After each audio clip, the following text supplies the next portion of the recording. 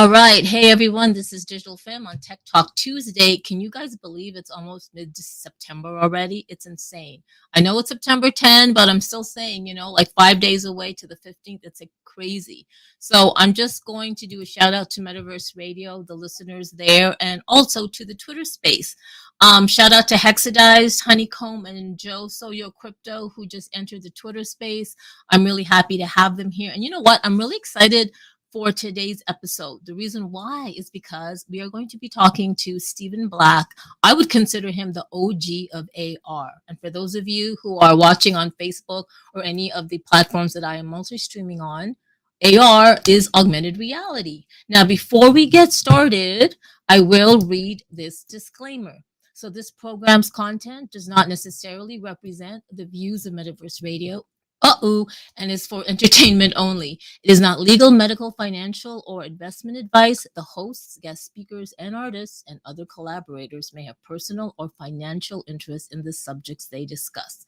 So please critically assess the information presented. Not all content is appropriate for all ages. Listener discretion is advised. All right.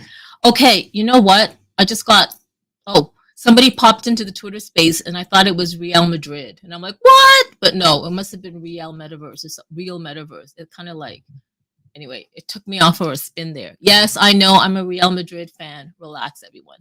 Okay, so let's get started. I'm going to bring in Stephen Black right now. And I have to make sure that everything is working. It is crazy. And here we go. Da, da, da, da. There he is. Whoa! Da da da da.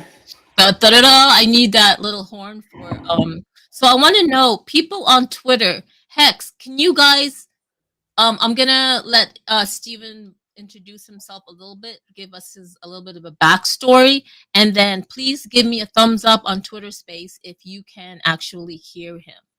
Hi Stephen, how are you? Very good, very good. Thank you for this. Thank you for this. And I should say, you say OG, there are a lot of people that have done a lot of stuff before me. So I just want to make it clear, I'm not like the guy. There's a lot of people that did a lot of stuff before me. So, but thank you. This is great to be here.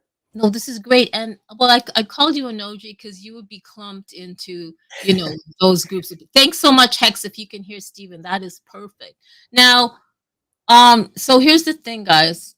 So Stephen, apparently on our last Tech Talk Tuesday with Hexadize and Honeycomb, we were talking about the Wintar Wonderland and augmented reality and all that good stuff.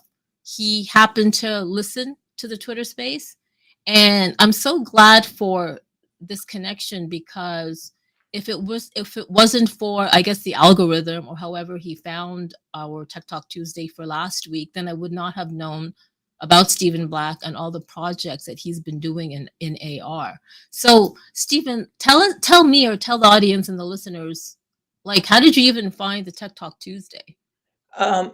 Well, I'm starting a newsletter about augmented reality, and that's a big responsibility because there's so much going on that even though I've been in it since I've committed myself to AR since 2015.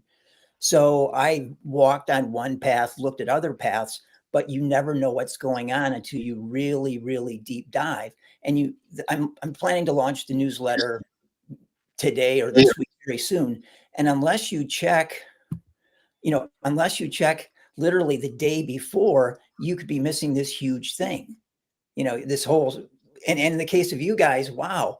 I mean, I'm thrilled to find out what you're doing. And so I was on Twitter just searching, and I listened to your Twitter space. Very happy to find that. I'm happy too. Like, so what did you search? Hashtag AR or augmented reality? It must one or the other or both. I mean, I spent a lot of time trying to find stuff because it's just, it would be embarrassing to start a newsletter and then someone says, "Hey, you got this wrong," or "You don't know about this," or stuff like that, and you look really stupid. So I searched a lot of stuff. Oh wow, that's you know what, that's really great. I might later bring on Hexadize and Honeycomb.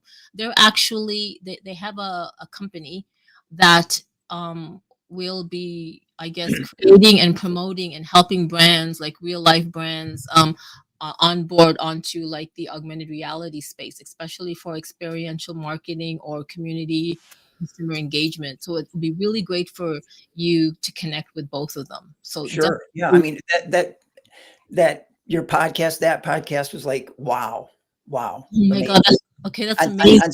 On so many levels. I mean, you can feel that people are genuinely committed to it, not just jumping on the bandwagon technically, and most importantly, people with experience in the trenches. Yes. Now I mean, you can go to these conventions and listen to podcasts and people are talking about it on a theoretical lab level.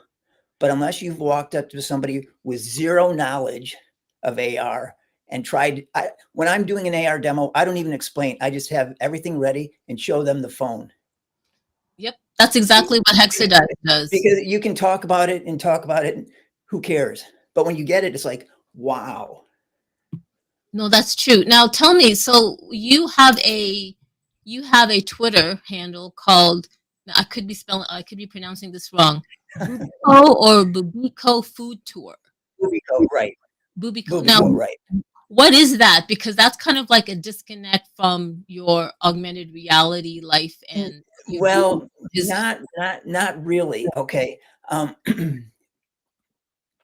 Trying to keep this simple. I committed to AR in 2015, right? This was before ARKit and ARCore. And I've been around, I've seen the first wave of the internet come up, this and that. And I could just get a sense that something big was going to happen. But I had no money, no company, no degree. So my partner and I thought, well, if we have this character, we can imagine what she can do in AR. So in the beginning, Bubico was a paper doll. And I would put her on the table and I'd say, eventually, Bubico will be able to walk around on the table with AR. And so that was our story, right? Eventually, keeping this short, I spoke at MIT. And my talk was Bubico and the unicorn. And again, I'm walking around with this paper doll on a wire. So it was a human, funny, memorable way to get our foot in the door with AR. Wow. When did you speak at MIT? Was this in 2015 or 2019, I think, or 2020. And that was, I mean, I've got so many stories, I have to be careful, but that was a complete surprise. Surprise. First of all, how did you get your foot in the door speaking at MIT? Listen up, guys. Take notes. That's what I mean. I've got so many stories. I have to be careful.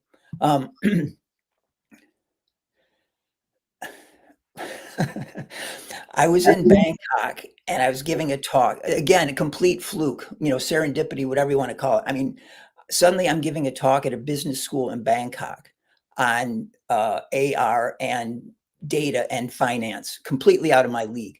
But in researching that, I found a video that MIT had put out. Technically, it's a group called ARIA, ARIA, Augmented Reality in Action. I've heard of them. Yes. So I wrote to them saying, hey, look, I'm giving this talk, on AR. Can I use it? Didn't hear anything back. And then I'm in Shenzhen, China, and I get literally a one line email saying, would you like to talk at ARIA at MIT? I don't think they knew how little I actually knew. But the only thing I could say was, well, we've been doing Bubico. I've been researching like crazy, self-taught as much as possible. But the talk was entitled Bubico and the Unicorn. You can look at it, but it's not very good. And they must have liked it a little bit because they invited me back. So I've actually spoken at MIT twice. That is amazing. So do you still have your contacts at MIT? Technically it's ARIA, which is affiliated with MIT, and they use the MIT facilities, but that was kind of like a volunteer group run by a guy named John. I still have a lot of the contacts there, but technically it was always through John, not directly through MIT. Okay. And I'm sorry, I can't remember John's last name. He's really a great guy. No, I get you. I get you. I do want to do a shout out. We have more people coming onto the Twitter space, to Twitter X space. Shout out to Conrad from the Xenu Mainnets community. Thank you so much. The Derbeed One, my partner, my sole partner in creative collaboration. Meta Mike, our Hexa, thank you. Brover, one of the power mappers of Over the Reality, which, by the way, I will share with you, Stephen. Over the Reality. If you haven't heard about them, it'll probably blow your mind. I've Googled them, yes. Oh, okay, perfect. And then we have hashtag and Webby Social. Oh, I love it, Webby Social. I love it. Okay, so I got a question for you. So Yeah. you're a spatial cinema artist of the Open Augmented Reality Cloud, Yeah. or OARC. Can you tell us a little bit about the Open Augmented Reality Cloud and how you got in with them? Okay, I have to tell you, I'm always inviting myself to the party, right? Okay. If I see something interesting, I just feel like I have to share what I'm doing and say, look, like you're a perfect example. I found out you guys and said, this is what I'm doing. It's not much, but if I can be a part or share or exchange, I'd like to be a part of that. So you probably know there's a podcast called the AR. I think it's called the AR podcast. Anyway, it's been around for quite a while. And one day I was listening to them interview the founders of the OARC. And it was amazing because I could understand 99% of the stuff that they were talking about. They were talking about a worldwide network that can support AR. They were talking about being open and ethical. So in the comments section, I wrote, hey, thank you. This has been so helpful. I really appreciate it. And then Jan Eric, who's the head of it, saw my comment and got back to me and he said, why don't you join? So I joined. And of course, I'm the dumbest one in the room, in the organization. And, I'm doing all this stuff. And then he introduced me to some of the members who are actually implementing that tech. And the tech is, again, open and ethical and a universal standard. So he said, well, we'd like you to be involved. Can we call you an evangelist? And I said, evangelist means usually you're getting paid. And, nobody's paying me. And so they came up with the title Spatial Cinema Artist, which is really nice. But as technically we're not there yet. I do stuff with Bubico and, I'm pressing the limits of what a 3D model can do in space, but I've yet to actually call it a movie. Having said that, I did make a movie in Bari, Italy, using their Bari, Italy is scanned for 100 square kilometers, about 33 square miles, where it's set up for the metaverse, set up for AR. So I made a movie with Bubico there. And that's been called the first movie on the metaverse, or first project on the metaverse. But as far as was this like a few years ago? That was 2020. Okay. And I'm reluctant to say that, but other people have said it. Now, and again, this comes back to an interesting question. What is the metaverse? Because there's actually, not really a firm definition of that. I happened to meet a guy online who wrote a book and we were discussing, and I said, do you or do you not include augmented reality in the metaverse? In your definition of the metaverse? And there was no reply. meaning that, some people think it's all VR. It's all going to be super connected VR. No. And, it's up in the air. The definition is up in the air still, I think. Sorry.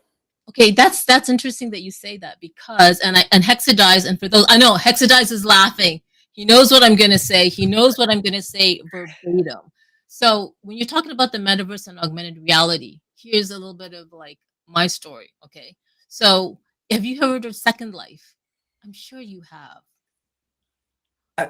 Because of the over, and again, I just discovered you since Saturday, so I've been trying. No. Okay. So there's a 3D virtual world, right, aka metaverse, called Second Life. Right. The founder was Philip Rosdale, and the company, he founded it under the company Linden Labs out in Silicon Valley. Right. So in 2005 to 2007, 9, 10, 11, I was very active in Second Life. where you could create Sure, content I'm using the world very builder. familiar with that. I've met them. Okay. Red versus Blue, the movies that were set in there. Okay, I'm not sure. Oh, they But were in 2009, I went to my first augmented reality developer camp in 2009. And it was the first time I saw use cases, real world use cases for AR. And I was thinking, oh my God, can't we create AR content over the real world? Like you can create content in Second Life. And I was thinking that's got to happen. So fast forward to 2021, where I found over the reality, which is exactly what they do. They have the spatial computing layer. I call it a digital canvas over the whole world where you can create right. augmented reality. So when you're talking about the metaverse, it's that's a whole other thing because the metaverse is like, and then the derbied ones here, we've talked about this all the time. The metaverse to us is like pockets of mycelium. Yeah. Oh my God. Like you can get into metaphysics here, but it's just like, what is the metaverse? Like, shut up about the name already. Like, we're just Yeah, calling it yeah. that for now, right? I don't even like to say it. It just confuses people. Exactly. Exactly. So it's funny how when you talked about when you brought up the augmented reality with the metaverse and people didn't know what to say, it's like, come on, because I love that with over the reality, they're actually merging AR with the real world. So if you're gonna still talk about the metaverse, you're gonna say like, oh my God, we're actually combining like the digital with the real, like physical, Right. Yes. right? Agreed. Agreed. But to me, it's VR, even ultimately, and we're very far away. Ultimately, it will be something like VR plus AR plus some sort of digital money. I don't like to say crypto, but and AR. So it'll be all these things together. So it just again, whenever I do stuff, I just show people. I don't even like to say AR because people don't know or it doesn't have any meaning yet. Well, would you say augmented reality and with Well, that? when I do demos, I just again, I just try and say, hey, take a look at this. Okay, And then I okay. say this is AR because people think you're trying to sell something or they think it's going to be complicated or whatever. So whenever I do an art thing or a demo, I just get it all set up and snag people, and say, take a look at this. And then then we're good. You would totally fit in with Hexadize. That's exactly what he's been doing. You will meet him. I might even bring him onto the live stream actually. So he lives out in Texas. I'm doxing him. And he's in Texas and he always goes to South by Southwest and he's like he's all over 10 toes down with augmented reality and over the reality. So what he would do is he actually collaborated with a bunch of AR artists. He got them to upload their work on the digital layers of overlands all over Austin, and he would open up his phone, walk down the street, and Yeah, literally it's kind of like I don't know, it's kind of like real world spamming yeah, he's like people are walking eating their hot yeah, dogs with their kids and yeah. he's like, hey, do you know what augmented reality is? And they're like, what are they here, let me show you. Well, It's bars are great. Yeah, bars bars, are great. bars. Hey, Hex, try bars. Well, Un- another thing I bought a portable projector, right? And I have yet to try it. But that's the thing. If you could connect the projector to your phone, then you've got something that people can see, right? I mean, you could bring a monitor, but that's a hassle, right? A oh my monitor. god.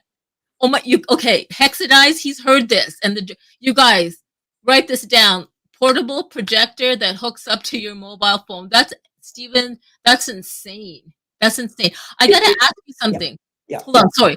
So you're a writer, producer, artist, and Bravo. founder of Black Steps. What's Black Steps? Well, that was one of my company ideas. At one point, again, I've got to keep things short. Otherwise, I've got a zillion rabbit holes. But at one point, I had Black Steps, which was like an umbrella for art stuff, for media production, for my books, and all that stuff. But now I'm setting up a company called Maith, MIITH, which will be like the umbrella for all this stuff. Black Steps was actually set up in Singapore a long time ago. So I need to clean up so many things, but that was a company that I had before. Oh wow. Okay, Maith. Why Maith? I kind of like the sound of that. It's 5 letters, I think. It's actually, How much time do we have? Because I can tell you all kinds of stories. Oh, like, well, we have this. This is technically with Twitter Spaces, Twitter X Spaces. You know, they can go on for 3, 5 hours. Okay, well, I'll keep But this. with Metaverse Radio, I have about two. Okay, here's the thing. At the Irish Cultural Museum of New Orleans, they have a space. I have a space called Maith, and Maith is doing an AR exhibition about soda bread. Soda. It's there, but my maintenance is very poor. So sometimes the stuff floats around, if you know what I mean. But I have posters, videos, and 3D soda bread flying around. Wow. Now, now, so I needed a name, right? And I'm in the Irish Cultural Museum of New Orleans. And maybe Gaelic is the language of Ireland, right? So I'm thinking of a name. I want something short, unique, that if you Google 1,000 things don't come up. And I put in search for the Gaelic word for clear or transparent, and MAITH came up. Oh. And so then I double checked it and I got a different meaning, which was good or very. Okay. So I thought simple, easy to spell, Maith. Now, if you talk to somebody that speaks Gaelic, they'll say, well, what are you talking about? They pronounce it something like moth. Okay. So technically when I say Maith, it's incorrect, but I'm not trying to be Gaelic No, friendly or whatever. the reason why I asked is because Maith for me, and this is another side tangent, it's giving me fairy vibes. So and then you told me it's like Gaelic-ish, and I'm like, oh, there you go. That's Yeah. amazing. Okay, I have like actually a list of stuff that I want to ask you. So you did a base tour of Japan Right. with GeoPose AR. Right. What is that? Okay. Jumping back, the OARC uses a system that's based on GeoPose, which is, geographical coordinates based on the 6 degrees of freedom of your phone. And I'm not a technical Whoa. person, so I can't go into that. But you scan an area, and then you put in the content, and that scanning system is based on something called GeoPose.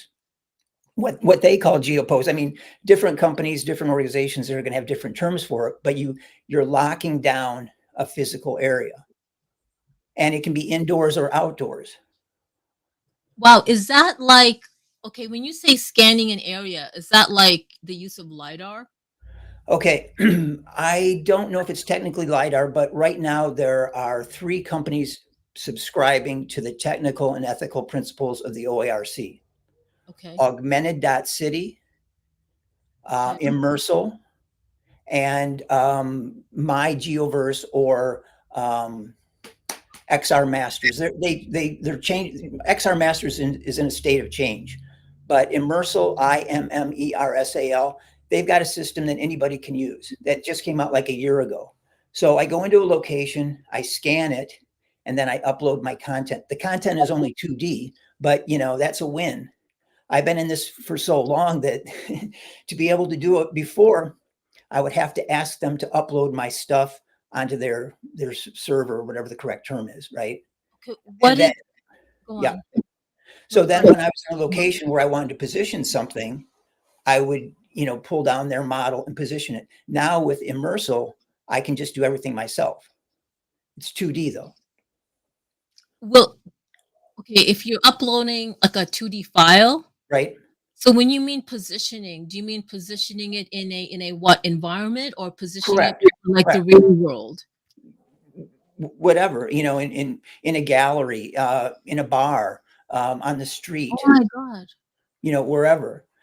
And my understanding is that because Immersal and Augmented City and My Geoverse / XR Masters are all united with the OARC standards, that's a good thing in the big picture. Okay, you know what? First Yeah. of all, My mind's like going in circles, and I'm sure some of the people here that are listening as well. Shout out to CNET's Moon. Hey, hi CNET's Moon. Thank you for joining. I also want to do a shout out. More people came onto the Twitter space, and they're still hanging around. Hey, Megan Ness. Woohoo! We have pancakes every night. We'll talk about that later. Thor's. He does. Today's not Thursday. He does marbles on Twitch. There's Terry. Thanks, Terry. There is who else came on? Who else? And Lex. Hey, Lex. I gotta say, I know Hexadized, Honeycomb, Joe Soyo are Hexa, and the Jerked one particularly. I'm calling you guys out because I know that whatever Steven is saying, you guys are like writing it down. Trust me, I will definitely connect you guys with him and Altered Alley. So shout out to Altered Alley. So Steven, all these people that I'm shouting out, they're actually in the AR, AI slash XR space, and they are creators, whether they are creating things themselves or they are like connecting and collaborating with other creators. And everything that you've said right now, those three immersing something Yeah, that yeah. I think that's fantastic. Like, oh my God, guys, this is like I should clarify right now. Augmented.city and my Geoverse. My Geoverse is always, they're improving and they're upgrading. So that one, it's fine, but you have to be very patient. Augmented.city, you cannot do what I said about immersive. With Augmented.city, I know them very well. I upload models to them and then I have access to them. However, Immersal is the one that anybody can upload 2D content. okay, like what files though? What files do you upload in? JPEGs. No.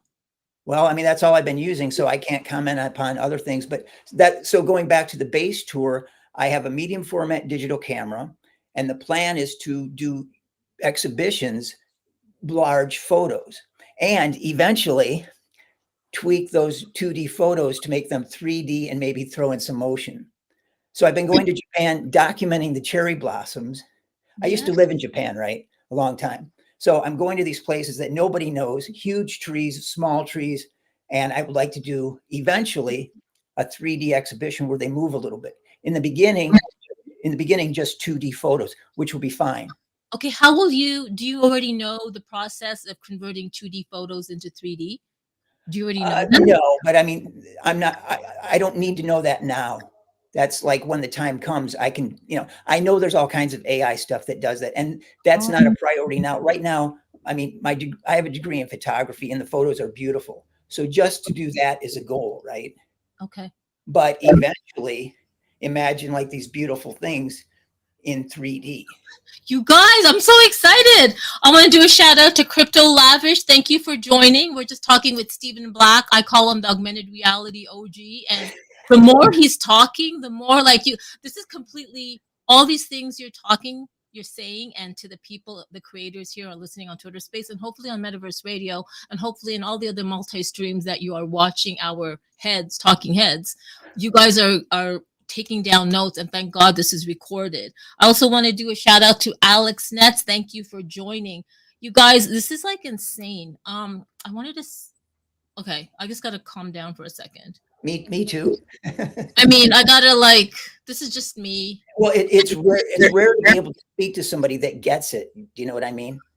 Well, yeah, I get it and more. And I know that actually, I don't know what Hexadized is, but I did throw him a link to join. If you guys want a link to come in to join, you could always ask. Like, there's definitely going to be a answer question, a Q&A at the end. I'm sure people want to ask you something.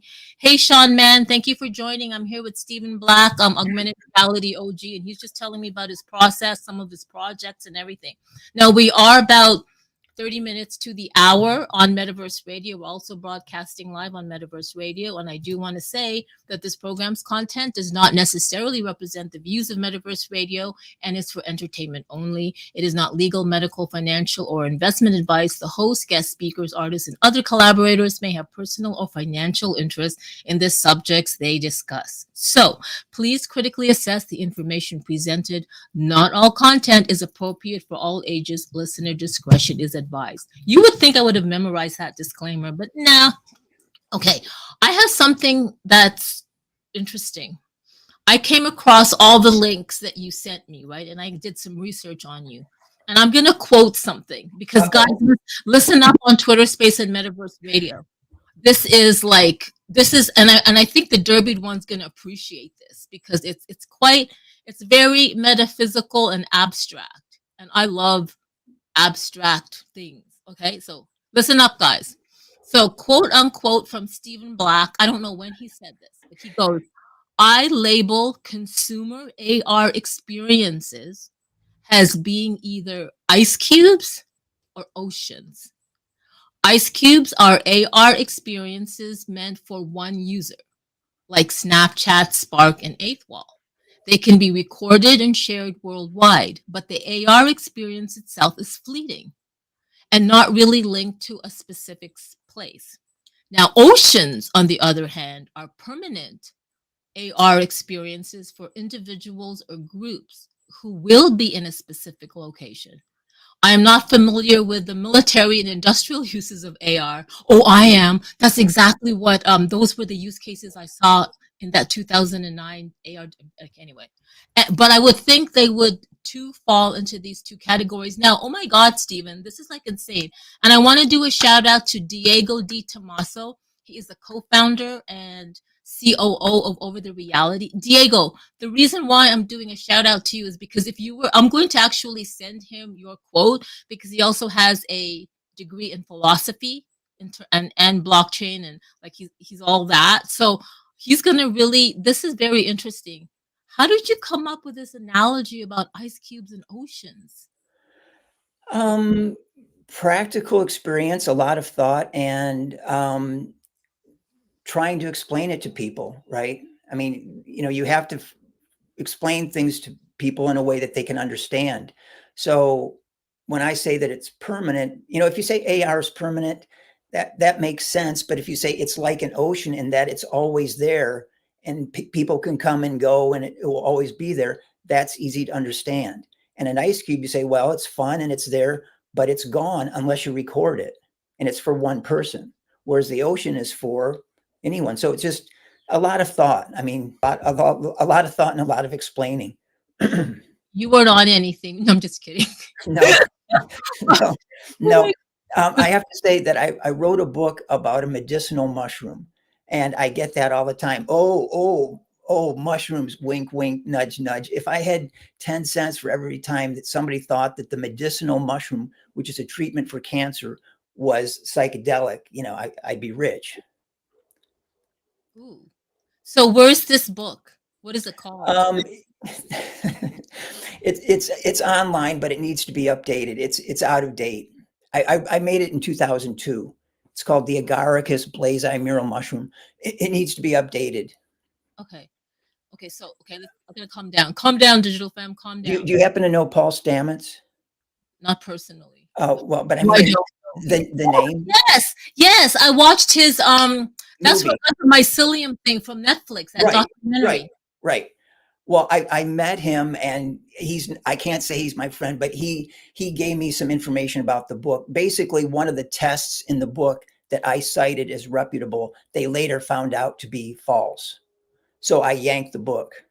Okay. The rest of it is fine. But he and other people said, hey, we found out this bad guy did this stuff. So rather than put out false information, I just stopped the book. So it needs to be updated. Everything else in it is fine. Okay. Now, If you're a sorry, my bad. I'm getting ahead of myself and ourselves. I really need to like center. So I should have asked you in the beginning, but here we go. What got you into augmented reality? Like, was there parts of your childhood that when you look back in hindsight, there was kind of like breadcrumbs leading you to where um, you are today and using technology? always interested in art and visuals. I have a degree in photography, and trying to keep this short. Um, in 2002, I was in Singapore working for a very good friend of mine, and he had a $3.2 million startup, and I was the creative director.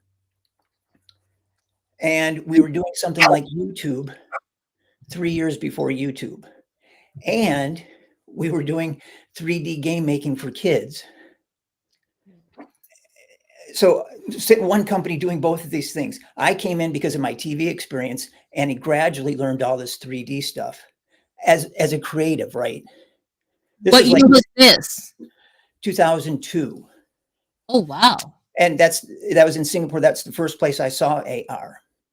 So we're rolling. We're going to do a premiere at the Singapore Science Center, October 24th, 2004. The morning of that premiere, he dies, heart attack. So I learned all this stuff, and I thought, wow, 3D, this and that. This information is not going to go to waste. There will be a happy ending. But what's it going to be? I don't know. So I started to write books. I did this, I did that. I lived in Bali. And then the Oculus came out, 2015. I thought, okay, fresh start for everybody. So originally I was thinking VR, because it's a natural extension of 3D game making. And then I started to think, I keep hearing about AR, and I'm a one-man show, right? With VR, you need a team. So I thought, okay, AR's it. And this was before RCore and RKit. So I just thought, this is it. This is, I watched the first internet wave go by, and I watched it go by because I was just afraid to jump in. Now I realized that it doesn't matter what you know. You just have to go in and be positive and make noise, right? Oh my God, I love that. So once I committed to AR, I just started to research. And then we came up with Boobico, and then this led to that. And fast forward, here we are. Here we are, AR. But the similarities, as you said, with Second Life, the thing was 3D, right? I had all that experience, and I thought, oh, that's why I was saying that Boobico will be able to walk around on a table. I thought 3D model, you rig it, you do this and do that. And with AR, she'll be able to walk on the table. Okay. Wow. That's okay. Now, present day, what are you doing? Before we go on, I want to welcome Hexadize, aka Charles. He's going to join us because I'm sure he's got things to say, and this is perfect, like literally meeting virtually. Like, where are you right now in the real world? Right now, I'm in Toledo, Ohio. Oh, yeah, that's right. Okay, I'm going to bring in Charles. Woohoo! And I think I'm going to send a link to the Derby one. Hey, Charles. I mean, Hexadize. Thanks, God. Hey, Charles, did you hear all that? Did you hear all the stuff that he was saying? I got all of that. It was, I'm pretty blown away, and now I'm resetting my phone as I knock everything over. Dude, it's so many questions, so many different. I want to make it clear. I also want to learn about your side. I want to learn about all the stuff that you're doing. So ask away, but no, please. I'm in it. Okay, like the conversation got started when you said, "Hey, I've gone out into the streets and just put the thing in people's hands, and they've seen it," because it's there's a rawness that you get that you can't get. Right. And the best thing is when you're with a friend or with somebody who can document the look on their faces the first time they see it. When you're doing it by yourself, you think, oh man, I wish I had another camera. But when you see the look, it's like, the first time a child experiences good food. It's just a magic thing. Right.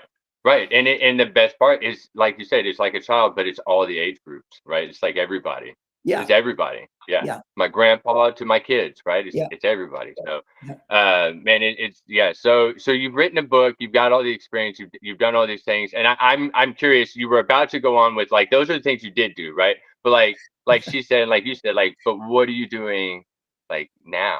Right. I think you're about to get to that point. So I'm going to reset my camera. If you want to tell me what you're doing now, if that's okay. I'm scrambling, right? I mean, to pay the bills, I'm working at Amazon 3 days a week. So I'm trying to get projects left, right, and center, but that means sponsorship. That means explaining, there's just so much that goes into trying to get a project off the ground, unless you've got deep pockets. So the thing with Japan, I used to live there, as I mentioned. Now I think next year I've done so many demos and hopefully built up enough trust that right now I'm starting to line up a tour for next year, not just photos, but AR demonstrations. Okay, you've heard of exhibitions. Okay, you've heard of NFT NYC, right? Of course, I went there. Yeah. Oh, of course you did. I went there and Did you demo? Did you demo anything? I did demo, like in the street demos, right? Here's the thing. I also went to the non-fungible conference in Lisbon because I wanted to learn. And I have to say that when I left Lisbon, I didn't feel it. I went to NFT NYC and I didn't feel it. Were you ever at Miami for? And I'm sad to say that because I really thought, you know, I'm an artist. I've done this. I've done that. It's a perfect tie-in, but I don't feel it. I hope to feel it. I believe in NFTs. I believe in, you know, we could talk all day about that, but I'm dabbling in it, but I just didn't feel it. Yeah. You guys, I have to say something. This is so easy. I just want to say that here's Hexadize. He actually started Tech Talk Tuesday, January 2024. And then he handed it over to me. And literally, I'm very lazy to get like interviewers, like whatever. But I can't believe I can't believe how easy this was, because Steven was the one. Thank you to Hexadize and Honeycomb. Shout out to Honeycomb Mike, who is Honeycomb. They were on the Tech Talk Tuesday last week, and that's where Stephen Black saw the whole AR talk, and then he reached out to me, and here we are. Like, this is like freaking amazing. The reason why I'm bringing this up is because my life, I love my life. Like, everything is so easy. Like, literally, I'm manifesting easy. I just had to say that. Hex, did you have anything you wanted to ask? I mean, well, I've got a million questions, right? So, I mean, as far as your lifestyle, right? You do things on purpose, right? And I feel like that's the way you spend your time. You're like, I have my time is what I've got, kind of thing. And then you're like, I like this thing, and so they're doing that thing that ties in with what I like to do. I'm going to jump in on that. Yeah. I mean, a lot of it comes down to feeling like the thing in New Orleans. That started in Natchez, Mississippi, at a coffee shop. One of the ideas I've had in my head is, okay, a blues trail from New Orleans to Chicago with AR. And I've been slowly puttering around with that. But in this coffee shop, I happened to meet this guy that runs the coffee shop, St. Patrick's Coffee Shop. Great place. And in that coffee shop, they have the Irish Cultural Museum of New Orleans. Okay. So I've got to keep my story short. So I'm going to New Orleans and I said, hey, can I do something in your space? I properly introduced them, did a demo, so they could understand AR. I said, no nails, no electricity. You don't have to do anything. There's zero maintenance. And it's a test, right? Just so that I can say that I've made, and technically I think it's the world's first permanent AR gallery, right? Okay. I mean, I think it is. It's permanent. It's there. They don't do anything. I don't do anything, but it's there, right? If I had the funding, see, with funding and as awareness of AR increases, maybe I can go to a whiskey manufacturer and say, hey, look, I just need some cash to take this up to the next level. Here's what I've done. Anybody can walk in with an idea, but when you say, this is what I've done, it's a different story. Right. It's a different story. You are like Hexadize's doppelbanger, but not in looks. Not in looks, but in like mentality and gumption and that just do it Nike thing. Right. Like whatever you're doing. There's no choice, right? I mean, I can write a beautiful letter, I can write a beautiful video saying this and that, but until you've done it and you grab somebody and say, look at this, they just don't get it, or they don't care. What's in it for them? They don't care. But if you say eventually, people will come in to see this, then they start to get it. One question that I have, how many viewers can you have at one time with the system that you're using? Because now it's pretty much 1-to-1 with me. So that means either everybody has to download the app or I have to have like the projection thing. That was another solution, is the projection thing. So with Over, you can have up to 50 people in the space at the same time. Okay. Like on a normal, that's what everybody can do. Now, what you're only going to see like 5 or 10 actual avatars loaded at a time. Those are going to be the ones closest to your character or wherever you are. Right. So think of yourself having a bubble, right? And then anything inside that bubble can be seen. Okay. Right. And then anything out so that you're not you know how it is. So that way you're not Right. loading everybody's data, right? So, Right. but you're staying persistent. So if you move around, you'll see you'll start to Okay. see everybody else. But Wow. you can host Wow. up to 50. about That's 50 great. people. Right. Great. Now what happens after that is it breaks up into different rooms, right? So you could have a party or an event that has 500 to 1,000 people that actually show up, but they're going to be in groups of 50 rooms, Right. right? Understood. So if you Understood. want Yeah. to all be in the exact same room, you can do that by designating specific server space, right? So you can host it that way. You can have specific links that go to this room, this room, this room, kind of thing. Wow. And now that's on the oversight, yeah. Now, is that battle tested? It is. It is. So we so back in when they first told us, they were like, "Look, you're going to be able to get in there." We were like, "Let's see." So we went and you know how it is. Like, let's see. So we got as many people as not bots, real people, and just shove them in there, right? And then see what happens. So that was like 2021, right? Wow. And to be Congratulations. great. Congratulations. Yeah, we crashed it. It burned. It did, I mean, it went boom, right? Yeah. And then, but after about like 10, 15 minutes, we were able to get groups of 5 people, right, in a room. Okay, so every room had 5 people. You just had, but you couldn't choose at that time. It was like, brand new. Since then, there's been so many other things that have gone on, right? So now Right. we used to one time we'd go like every week, like or 2 or 3 times a week, bringing people in and just going through different experiences. And that's and so you get to have, sometimes you do have 50 people show up, right? And you really get to find out where, Wow. Fantastic. which in this space when nobody else is doing it, to get 50 people, yeah, I mean, that's That's let's get that's a real. big deal. That's a big That's a deal. win. That's a win. Yeah. Yeah. So, but it's a fun toy. They're all fun toys. Yeah. Yeah. Yeah, and they're constantly improving and changing. And when our friends at Meta and other big companies start to promote, of course they've got to goof it up and call it spatial computing or this or Right. that. But the awareness is increasing, and that's just good for everybody. Yeah. So what T-Mobile did with like with the F1 races in Vegas this past year, okay, that because T-Mobile did a lot. I feel like T-Mobile did a lot for the AR space with their holiday stuff last year. Everybody got to meet Santa Claus. They promoted to all, everybody with the T-Mobile got boom, this blast of meet Santa Claus, asking for your presents kind of thing. So it was they did the race car with the F1 going around the track. So I think that, like you said, the uh, us not having to go and like be on the streets and shoving in people's faces and other people just doing that for us by just spamming their own devices anyway. Yeah. Yeah. But please, by all means, yeah.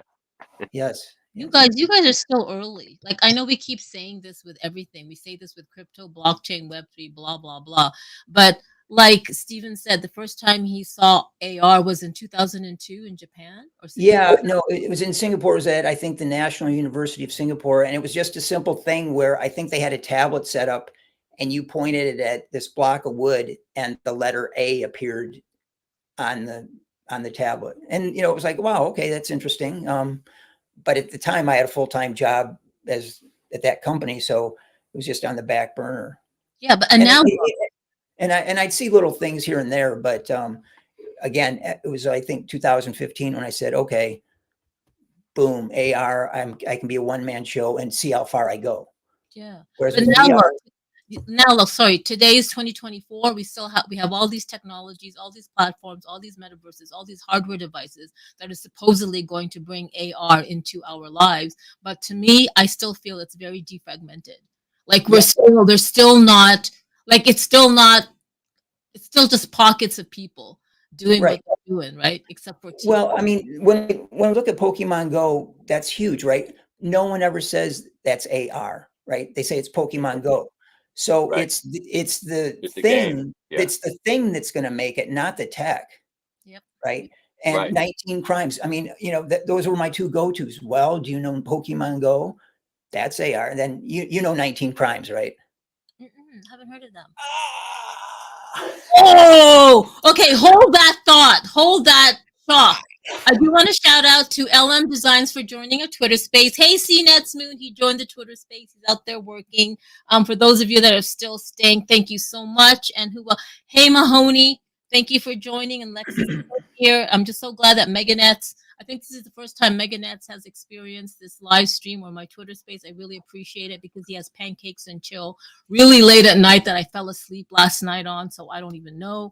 But I do want to shout out to the Derby one. The Derby one, I did send you a link. I don't mean to call you out, but if you can come on to the live stream, feel free to. I'd love to have you join us from your take with augmented reality. Now, go. Start from the Okay, 19 Crimes, 2015, Little Vineyard in Australia. You download the app, you point the phone at the label, and it tells a story.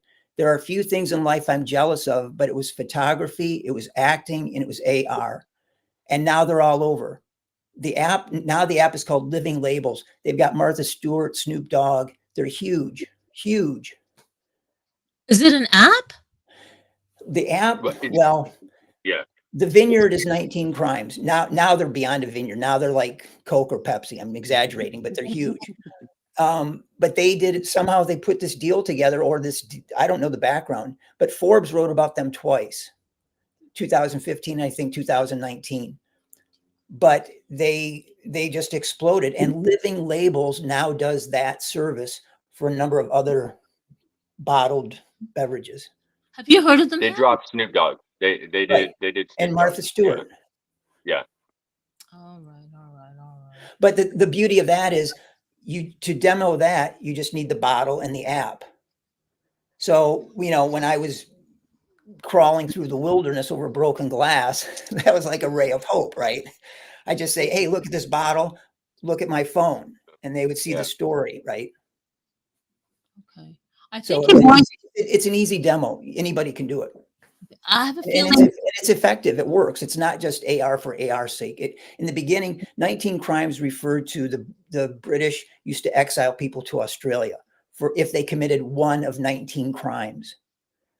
So the Australians originally, or the colonists, were prisoners who committed one of 19 crimes. So the Vineyard took the name 19 Crimes. So in the beginning, when you pointed your phone at the label, the person would say, oh, I was in London. My family was starving, so I stole a loaf of bread. Next thing you know, I'm on a ship to Sydney. Well, speaking of crime, something like that. Speaking of crimes in Australia, they did a huge one by sending Ray Gun over to like the Paris Olympics to break dance. I had to say that. That was a crazy visual crime for me. I'm like, what am I seeing? WTF, please get it. Anyway, I'm just but yeah. So the Derby one's just going to sit and listen, which is very great. The reason why I wanted to bring him up is because he's all about AR and AI and XR, and I really want to get his take on it. So maybe another time. I have a feeling that if we were to be at this time right now, next year, 2025 September, you would have included in your past working with Hexadize and Honeycomb in the WinTAR and whatever global AR experiences they're rolling out. So you're probably going to have that in your repertoire of right, Hex? What? No, like I thought he was involved. I thought he was joining in. I thought that's what he said. I thought he said he heard. He's like, hey, that sounds cool. I've already got some stuff I'm going to. Do you want to like just like do like you're doing something? I'm doing something. Like that's really how that most of this works, anyways. Is but yeah, I mean, you can do your thing and then just not talk to us ever again, and that's cool. I completely respect that. I have many people that do that all the time. It's like lots of people. The Cowboys did it to me. I was like, hey, Cowboys, y'all want to do something? They were like, with somebody else. I was like, but like. Jerry, come on, man. He's like, no. With the Dallas Cowboys, right? Right. Yeah, I mean, Jerry's got his own crew or whatever, Whatever, guys. Okay. No, but this is really great. This is great. Yeah. Do you have any other questions? Oh, does anybody on Twitter space have any questions for Steven? Just, show your hand and I'll bring you up. Da, da, da, da. Okay, I've got one for you while they're doing that. It won't take too long, I don't think. That little sticker that you had. So do you have merch and things? I mean, you said you're working at Amazon, is that right? Yeah, just grunt work, nothing. Yeah, no, I get it. Like 3 days a week, and then I've got the rest of the time off. So you're training the robot's algorithm to know what to do. That's a fancy way of saying it. Yeah.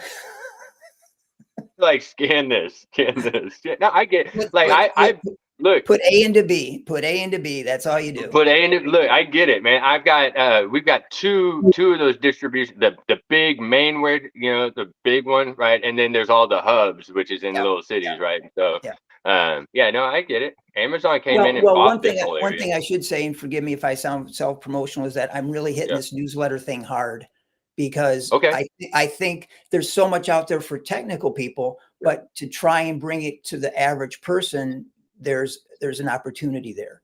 And the one thing jumping around, augmented actually means to add or to improve, right? So that's kind of my hippy dippy vibe, is that whenever I throw something out, it's like, this is a positive use of AR. Yeah. Or, this is how it can make things better, as naive as that sounds. One thing with Boobico. Show her again. is that, I wanted as much as possible, people's first experience with AR to be kind of positive, and not just another first person shooter in the world. Not that those are terrible or anything, but my thing is, I'd rather have people smile. If you look at this sticker, I've given out 5,000 of them. There's no website. There's nothing. And people, 99.9% of people just take it and smile, and that's it. Yeah. So that's my little positive thing, I hope. And so with the newsletter, it's not going to be too hippy dippy. I mean, there's going to be business applications and like educational and this, but fun, not boring. That's the bottom line. So, throw me your email if you want to be involved. I've got, everything's ready. It needs to go out like today or tomorrow. The first issue. So how do people get signed up? Or is there a registration? Is there a sign up form? Is there a website? Is it just reach out to you? Yeah. Yeah. For now, just an email address through Twitter. And I'm trying to keep it free, but there will probably be some premium stuff. Do you know Beehive? Do you know Beehive? The platform? Yeah. I'm trying with them. And, they, on paper, they have all these beautiful ways to monetize, sponsors and this, I take it all with a grain of salt, because unless you've got an audience. Because you still got to bring everybody to it. Yeah. At the end, because this is a niche and because AR is increasing in awareness, hopefully this will be able to fund itself. And I've got one about Japan as well, and one about food as well. But the first one out is Maith. May? Did you say May? Oh, Maith. Yeah, May. I have a question. We have one question or one speaker coming up. Lex, thank you for showing up. So Lex is he's from Miami, Florida. He's an artist, and he does Tez Trash Art, Tez Domains, and Tacos Miami, and NFT Bodega and shop.techmetal.com. And he's on the Twitter space. And Lex, thank you for joining and thank you for staying. Do you have any questions for Steven? Hey, yeah, thanks. Thanks for including me in the conversation. I see all the usual suspects in the audience. And thanks for reading my, which I think nobody reads, is that profile of links. I actually identify as tech mental. I've dabbled in what is XR, AR for the last 5 years. And I enjoy, and whatever technologies are available, right? Using different ones, whether it's anchoring actual, geo points of assets throughout South Florida, from the Keys all the way to the Dali Museum, when they're actually having an immersive experience, and I'm going, okay, but where's your AR component of it? And they're like, well, what do you mean? And then you show them and they're like, oh, wait a minute, I don't know if you could do that. Well, I just did, and now the world's here to see. But that's all fun. But Steven, I appreciate you coming in with your conversations and your experiences. They're very inspirational. It's interesting that you're telling me that you're getting some extra money and at Amazon, whereas Amazon now, when you're about to order something, you can now have an option of bringing in that asset through your either mobile phone or through your computer as an augmented reality asset, whether it's a speaker or a certain piece of furniture. And here you are, actually, working with them in whatever capacity. Sorry, I have to, I don't mean to be rude. I'm just one of 10,000 people on the floor. I have zero relationship with management whatsoever. So, I mean, I would like, of course, that to happen, but I don't want to mislead you that I'm like wheeling and dealing with Jeff. It's nothing like that. I feel that Lex is gonna like let's let him finish. Yeah. And that's my point. And that's my point where it's like here you are on the precipice back in 2002, in Shanghai and dabbling with the, with the magic of the future, right? And where this is, you're a perfect example of all of us right now. We're all pixels in a bigger picture, and it doesn't matter whether you're moving a box or doing whatever it is you're doing, we appreciate you for your experience and for the things that you've done in the past and continue still to do and sharing your time here. When you said about the part about hooking up the projector to your phone, that's stuff that I've done. And I was wondering if you had an opportunity to do that. Was it during the day or during night? And if it was, were you able to experiment with smoke boxes that maybe a discotheque or a club uses, which we've done, or dry ice when projecting your augmented reality through a projector? And just, I have other questions, of course, but, just again, thank you for sharing your experiences within this space. Oh my God. Thank you. I didn't mean to be rude there. I just wanted to clarify that, I'm doing nothing with management at Amazon. So I'm sorry if I jumped in there. Here's the thing. I bought that projector to use at Bagel Fest. I also have a project, I don't know if you've seen it, where bagels fly in the air. They spin around. I've got some great music, bagels flying through the air. And so Bagel Fest, I invited myself to the party 3 years ago and just set it up. And again, I had to run around and show people the phone type thing. And then last year or two, I guess 1 year, they actually gave me a table and it was the same thing. I had to set up the table and then I just had to hold my phone to people that would walk by. And so last year I bought this projector, but they moved to a new location and this and that, and it never came out of the box. And it's been in the box since last October, unfortunately. It's on my list of things to do. It's very important. I'm very excited about it, but I haven't had the public location yet to activate it. I started to test it once and I didn't, I didn't follow through with it. So I'm sorry, I don't have an answer for that. I'd like to know what your experiences were, but yeah, that's one thing that I was concerned about was daytime. So I got the most powerful one I could, but yeah, obviously nighttime, a white wall, you're rocking and rolling, but that's going to be a rare thing, probably. Right. And projector, and I appreciate that info. And projectors have changed over the years. I have a couple of here that use the before HDMI when they were still S video. And I like to collect some of these. I remember they were so expensive back in the day. Now you can go one of these used places and pick them up for maybe $50. Right. Do you have any videos online? I'd love to see what you're up to. Absolutely. I would love to connect with you. And one of the experiences we had was I literally put a projector on top of my Jeep during Art Basel a few years ago and kind of projected what was going on up against a wall. And for most people, they're just seeing something that's on a wall and they're okay with it, especially, during an art festival where everyone's doing something differently. But that's when it's almost like when a writer changes his type of writing based on when an audience, when they watching the reaction of them listening at the time, not just when you wrote it and you're thinking, oh, I wonder who's going to think about it. And that brings me to what you were suggesting about how when you get your surrogate to document not just what you're doing, but the reaction of the people. And that's very interesting because that's when you're going to change. And when I say you, I mean all of us here and those who are going to listen to us in the future, how we change the way we create our assets, right? Because I'm learning a lot about Over, and I've had friends, and Alter Alley is definitely a colleague, and I've seen everything he's done. My experience has been with Superworld, and the way in the last handful of years, the way I've been able to grab an asset and anchor it geo points, right? And that's important for me, where I know that it is in geo XY coordinates and you can kind of go back to that point and that's where it is. And I love your analogy, oceans versus ice cubes. And that hits home. It really does hit home. where I want to, whether it's through whatever technologies it may be out there. What I feel is that what we all need is to go a little bit, and I think I was chatting with Hex about this a couple of weeks ago, about moving a little bit forward, right?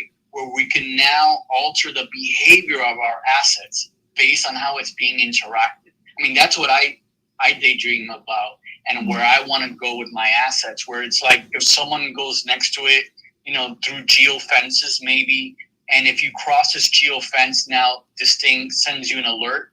It says, hey, would you like to interact with Tech Mentals, audio, audio or film or whatever? It's like, okay. And then all of a sudden they send them, that alert, and now they get it, interactively, or maybe they just get it audio, where now the end user is in control.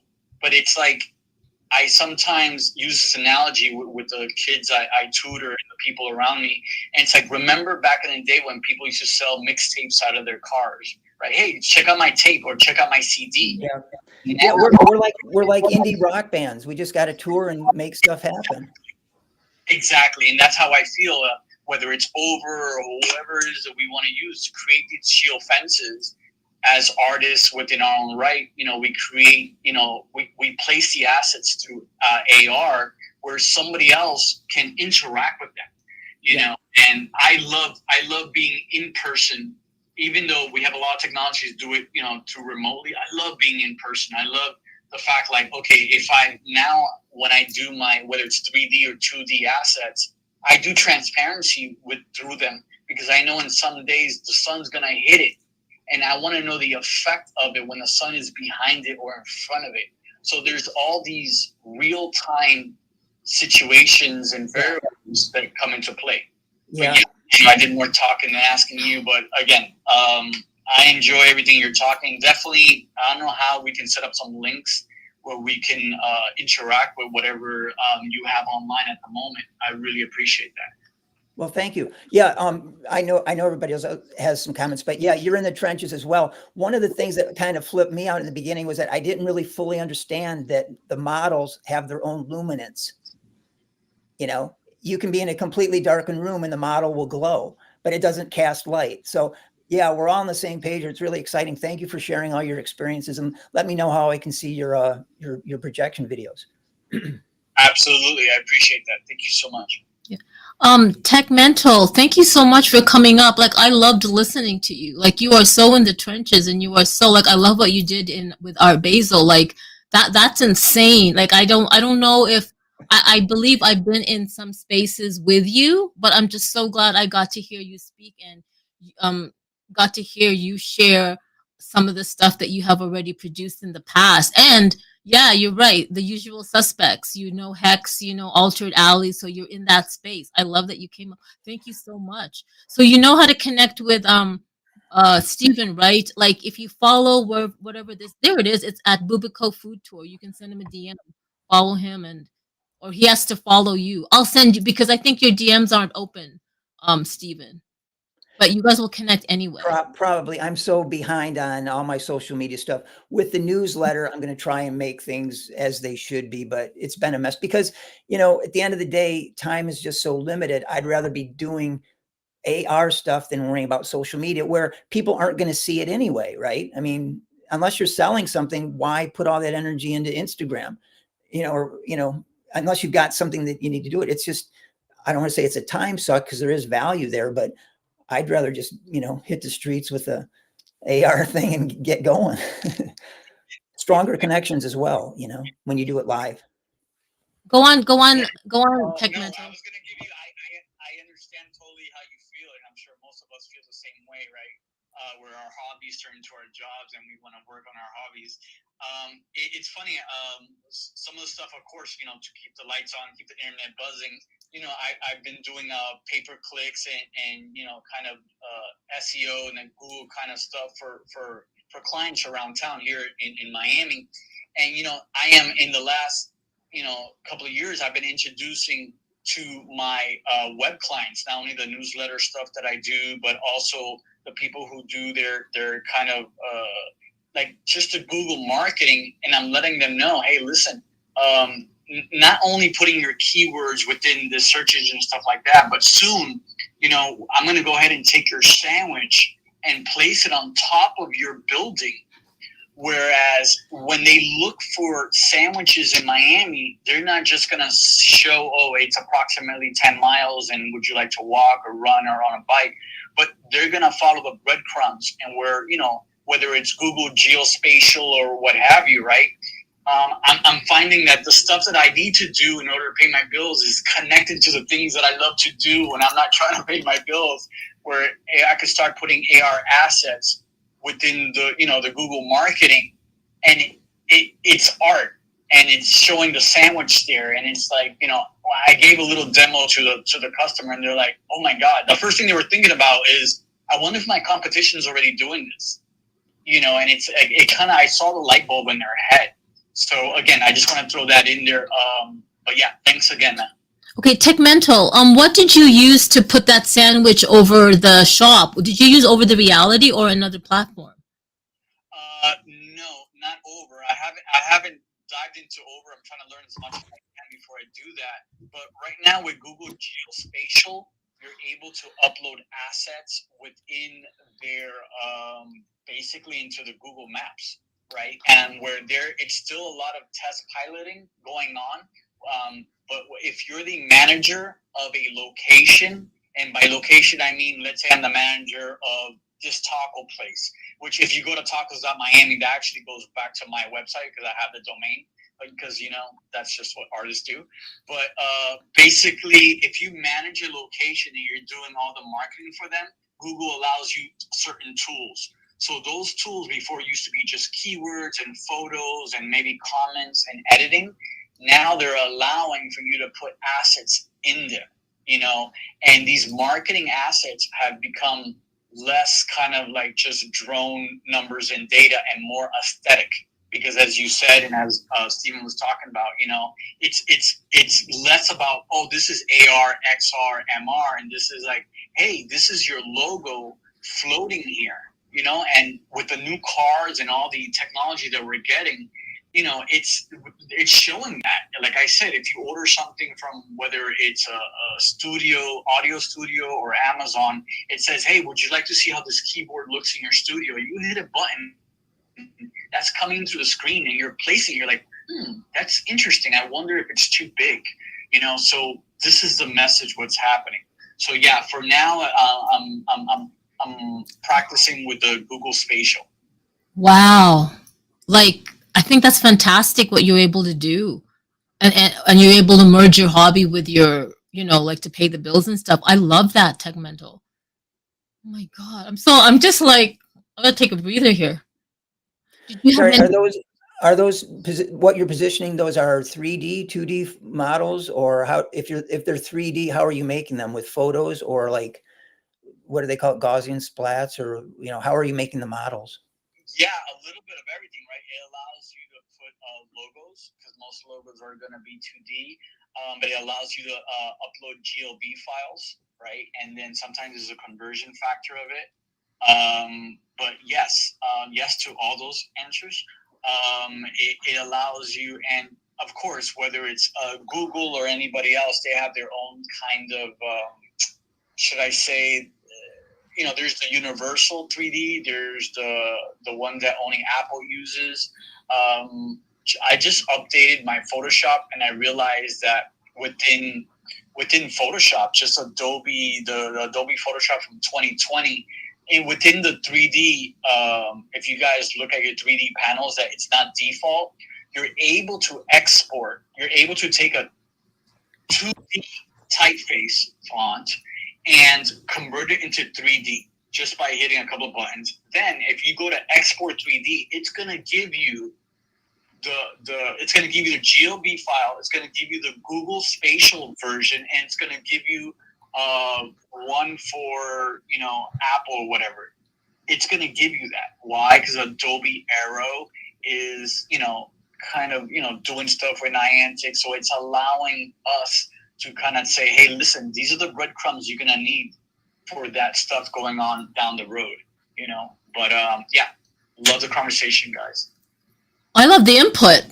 Thank you for speaking. Like, I mean, what golden nuggets you shared for me anyway. Yeah, Stephen Black's like doing like the silent hand clap. That's amazing, Tech Mental. And he's in Miami, Hex. He's like in the land of the art Basil. It's all good. But no, listen, I'm just like one of you guys, just learning, turning knobs, tweaking, and trying to figure out stuff. And by the way, real quick, one of the reasons I want to jump in here, 19 Crimes. When you said that, I loved it, right? Because I thought I was geeking out on 19 Crimes at the local Publix here, and I remember the manager came by. He's like, "Is everything okay?" I'm like, "Oh, yeah, no, this is augmented reality, and this is that and that and this." And it's like the guy's just looking at me like, "Okay," he just walks away, right? But yeah, 19 Crimes, they did a great job. I actually posted an example of it within the comment thread of this thing, so you guys can see where it has it shows the label kind of animated there. Wow. Thank you. Oh my God. I don't know what to say. I'm just impressed and really, yeah.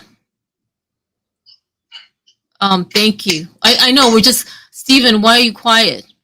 Are you listening? Are you kind of like, I stories, I've got a million of them. I mean, I want to know what, more about what you guys are up to, really. Then there was the time that I right. This is it. This is like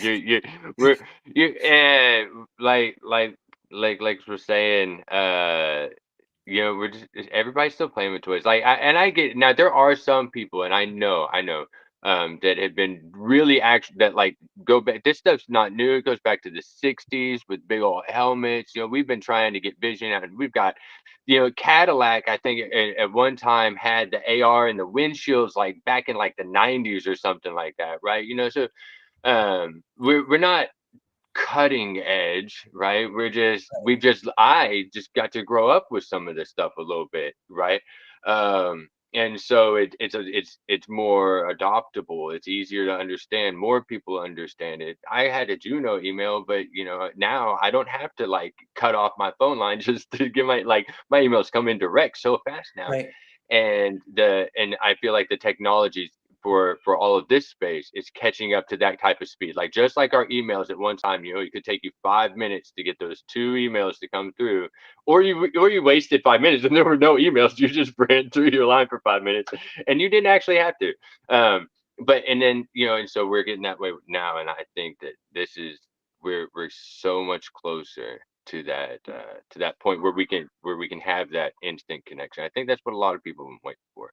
How fast is it, right? Is it usable? And beyond just the show, beyond just being entertaining, it's usable. It has a purpose to it. The education's cool, but like warehouses, like where you're at, or like airplanes and manufacturing, they're all like, that's a huge, untalked about sector that's really that really they've been building a lot of this stuff, specific their digital twins. And Lowe's like a few years ago, right, was one of the first to have the full in-store AR thing. You could go through virtually, you could go through digitally. They would train people like they built classes for contractors specifically in the virtual and augmented space. So I'm excited for this. So, but you're hands-on. You do this like you would be doing this no matter what else you're doing, and that's yeah. I mean, as an artist, boom, it's like so interesting. I mean, there's just so many possibilities, and eventually,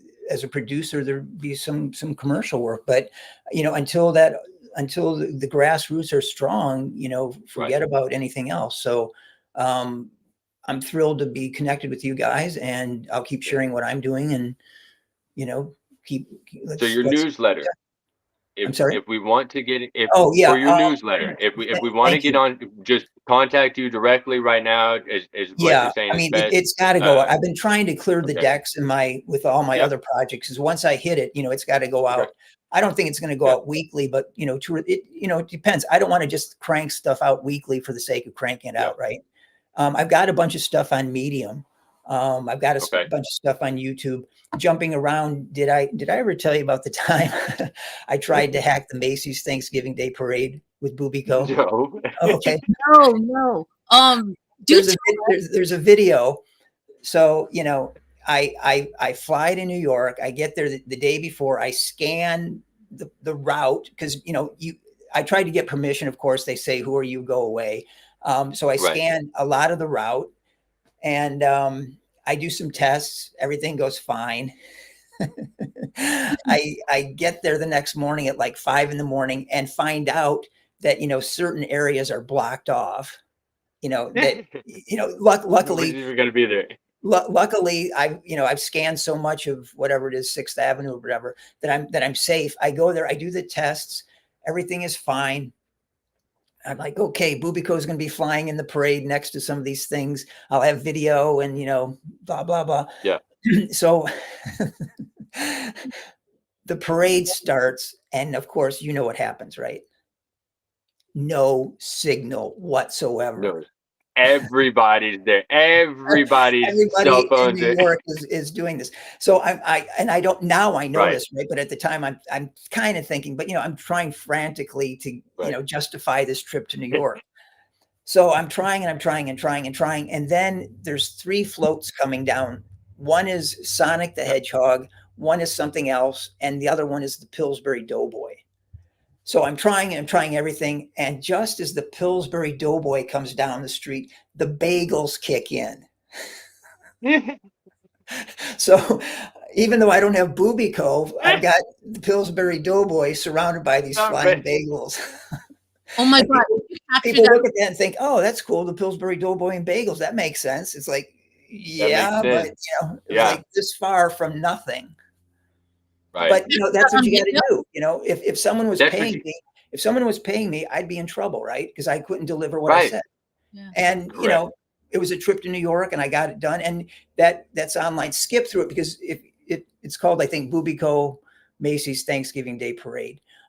Same thing with New Orleans. I went there for Mardi Gras, and Bubico's flying around and doing some stuff. Sometimes it works, sometimes it doesn't. But, you know, you got to do that because once you've got a client or, you know, you've got a formal exhibition, it's got to be perfect.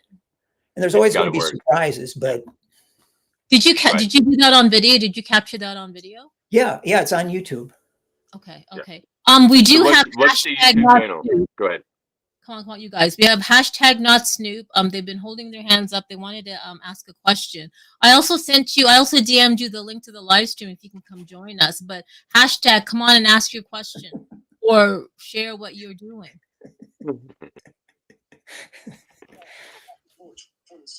It's your favorite AI assistant here again, not Snoop. I want to thank each and every one of you for joining. To all the listeners and speakers, thank you for being here and hanging out. We know you could be anywhere else, but you are here. Now that's dope. I hope you have some of that sticky icky ooey. It's time to light up that doobie, rip that bond, or take a dab be do. Remember that we grow stronger together and that we love to make it with weed every day. Now let's get back to this empowering entertainment. And don't y'all forget the scheduling cannabis is a joke. There you go. Words from our AI sponsor. Okay. Thank you so much. Hashtag not Snoop. Tech Mental, what did you want to say? Okay, that was really interesting. Yeah, that was awesome. Stephen, on your you were telling us about your experience at the parade. Now that kind of just hit a little note in my head. I wonder if they also kind of ground the GPS in the area when that happens. I know when there's a public figure, a political figure in Miami, they ground all the GPS for the drones, so drones won't be allowed unless they are government or specific MAC address lists going on. And I'm wondering if that's what happened. But then you told me that the bagels showed up. That's awesome. I can't wait to see that video. But I'm wondering how sometimes we can do that. When you did it, did you do it through GPS for the bagels, or was that individual? Okay. If you listen to the first part of this, there are 3 companies that I actively use that are members of the OARC. My Geoverse / XR Masters is one. The other one is Augmented.city. And at that time, Immersal hadn't released their do-it-yourself version. So that parade I scanned with Augmented.city. I used their scanner. So I don't know if that's LiDAR. I'm sorry, I don't know the answer to that, but I scanned all kinds of, the whole blocks of New York along the parade route. And I tested with Augmented.city. So the next morning, Augmented City, I'm talking to their headquarter guy and we're trying to figure it out. And he's saying everything's fine on our end. We don't know what's going on. And then I realized, okay, it's the signal. So then I switched to XR Masters, where I already had the bagels loaded. Actually, Bubico is on XR Masters and on my Geoverse / XR Masters. I've known them. I know them very well. And they've helped me a lot. And I'm very thankful for them. But yeah, so I scanned it. Augmented.city, when I was trying Bubico, it didn't work. I think at the end of the parade, maybe so many people went home that there was some bandwidth. But the bagels were on my Geoverse / XR Masters. And whatever scanning they use. Yeah, TechMental said that sounds awesome. That's some kind of supersized guerrilla marketing, if you ask me. Well, again, it's just me, right? Unless I passed my phone around to 10,000 people, nobody would see it. But still. But it was recorded. Yeah.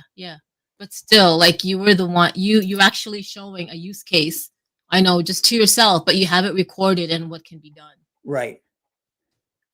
Yeah, I mean, it's all sponsorship, right? I mean, if, T-Mobile would say, hey, that's cool, do it again next week. What they'll do is they'll pay some ad company $10,000 a day and they'll say, thank you, goodbye. But keep hammering away. That's true. You guys, we're almost like an hour and a half into the tech spaces. Thank you so much. Want to shout out to Ira X Labs for joining. Ira, do you know Ira? She's like a AR XR creator on Spatial and a whole bunch of other metaverses. So glad that she's here with us. Honeycomb wanted to come up. Come on up, Mike. I do want to say thank you so much for people who are still staying. You get to choose to be anywhere else, but you're here. I'm listening to Stephen Black, one of the OGs of augmented reality. And as you know, some of you have got introduced to TechMental, and he's doing amazing stuff with AR and XR in Miami and elsewhere. Michael, come on up. Hey, Digital Film. What's up, Hex, LM? It's not Lex. I want to say TechMental, man. Pleasure to meet you. Of course, Stephen as well. Hearing about case studies, you just got to show it again. It's so fun and easy. I'm glad that you found us through the internet and the level of this Web3, and we're doing some really fun things with Wintar Wonderland. I'd love to have all of you guys that are listening here, maybe Metaverse Radio. We'll have that link for where you can get involved, how you can get involved. There's a forum floating around, but Wintar Wonderland is a lot of what you were describing, because it focuses on the people that are doing things like that and being able to empower each other through the other things we do. It's a really fun world of true co-creation, and it's great that AR is that beacon of light. Unintended. But yeah, glad to be here. Glad to hear all of this and meet an OG that's been doing it for a minute. Thanks, Stephen, for your time. And thank you, everyone. Yeah. I hope this is being recorded, right? Because I'd like to transcribe this in the newsletter. I'd like to link to it because there's just so much information here that, it should keep going. All this energy and information should keep going. No, 100%. Honeycomb, Michael, when you say there's a forum floating around, it's not floating in AR, is it? Get it? Not yet. Oh, I know that, right? Not yet. Oh, that's hilarious. I was gonna say I forgot my train of thought, but I'm really enjoying this. I'm learning so much. I really want to, TechMental. I'm inspired. Like, I think this is like perfect because I'm inspired by what Hexadice has always been doing in the AR XR space and educating, and he's just doing what Stephen Black has been doing. I've been inspired by LM Designs. I've been inspired by Altered Alley and Ira. Oh my gosh, I've been inspired by Joe Soyo and so many others. If I don't mention your name, I'm so sorry. I'm inspired with what Hex is doing with Honeycomb, with the Winter Wonderland. And it's not just winter, it's going to be like all seasons everywhere. I'm mostly inspired, I'm not going to lie, of the things I've learned about what Stephen Black has been doing and what Tech Mental has been doing. It's because I don't know, maybe it's just I'm just ready now, like my energy is ready and open for this. But yeah, I mean, especially when Tech Mental's talked about using Google's geospatial like that. I was always focusing over the reality. Don't get me wrong, I still love over. Like, come on, over, you're my hello, over the reality. But in terms of like, I guess ease of adoption and that learning curve, um, I'm gonna look at Google's geospatial. So thank you for sharing that. And that's like, so you have LM, you have Altered Alley, you have a whole bunch of creators here who have created content on over the reality. And so over uses the Unity SDK. But in addition to, you can just like import or you create any 3D asset on like a 3D software program and then export the GBL file and upload, right? Like Hex has done that a lot of times. But with Spatial, shout out to the people at Spatial. I don't know, but their UI, I'm not a creator on Spatial. I wish I was, and maybe I'll look into that. But just from a user perspective, using Spatial with the MetaQuest and on mobile, it's just seamless. So you're able to see LM Designs, Altered Alley's creations, and Era Labs and MetaMics and Dope Stilos and all those artists out there who are creating on Spatial. It's beautiful, so seamless and beautiful, and I love it.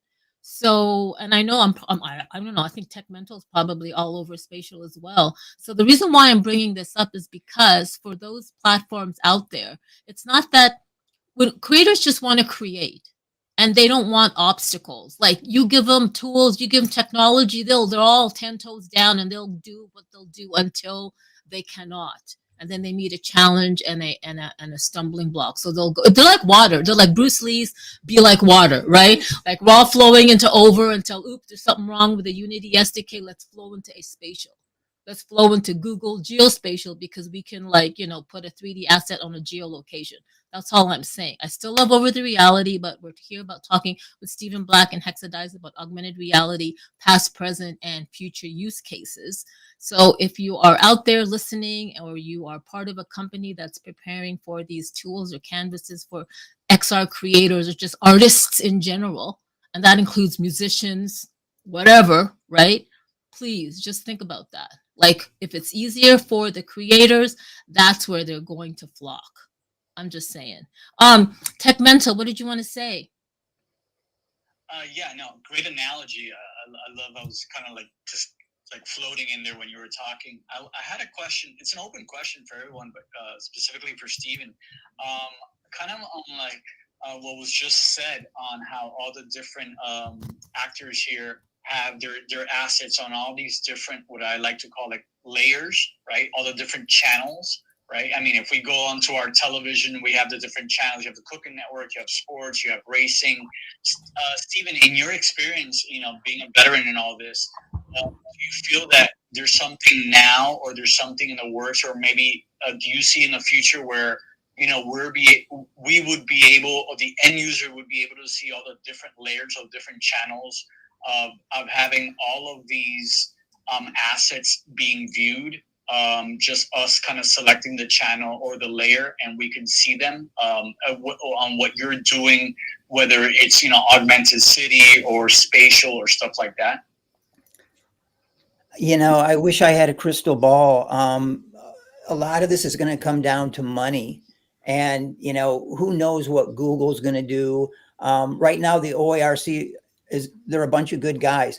I'm going to sidetrack a little bit. The OARC and the Metaverse Standards Forum are very closely related. And the Metaverse Standards Forum, I think, is a group to watch and to join because they've got so many members. Probably, I don't know exactly, but I think everybody but Apple is in there. And I think,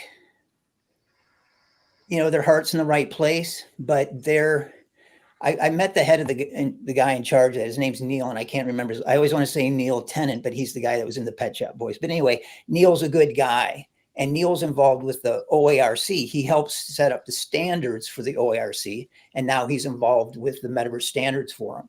So the Metaverse Standards Forum is a group to keep an eye on. That's all I can say. But you're right. Right now it's fractured, and that's why it's day by day with me. I just see, well, what's going to work in this situation. One of the things that really attracts me about Over is that you can do 50 people at one time.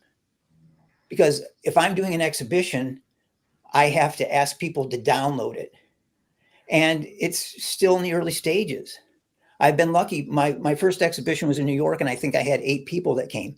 They all downloaded it, and it worked fine. But, fingers were crossed there because nobody had done that before. And I think with the systems that I'm using, if I get 10 people, that's a win, because I'd rather have 10 people leave happy than 20 people or 50 people that say, oh, it was buggy or it didn't work. I couldn't get it to work. That's the worst thing.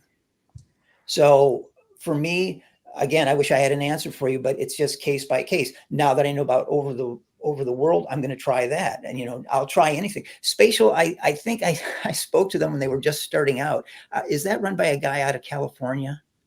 I don't know, but I want to say this. So, I think the game changer is going to be these wearable devices like AR glasses, where we don't need to download anything. And maybe, I don't know, maybe it'll already be built in. You'll have to download it in the app of your AR smart glasses. And then you can just walk around and see AR all around you. I just have to say that. But I also want to say that Sean Mann, co-founder of RP1, is building the foundation of the spatial internet, aka Metaverse, with the first spatial browser. He's coming up to speak. Sean, thank you so much for joining. Yeah, come on up and open up your mic. Thank you. No, I think this is a great topic, and it's great to have some people that have been in the space for quite some time and have been, I'd say dreaming or thinking about kind of what this future looks like.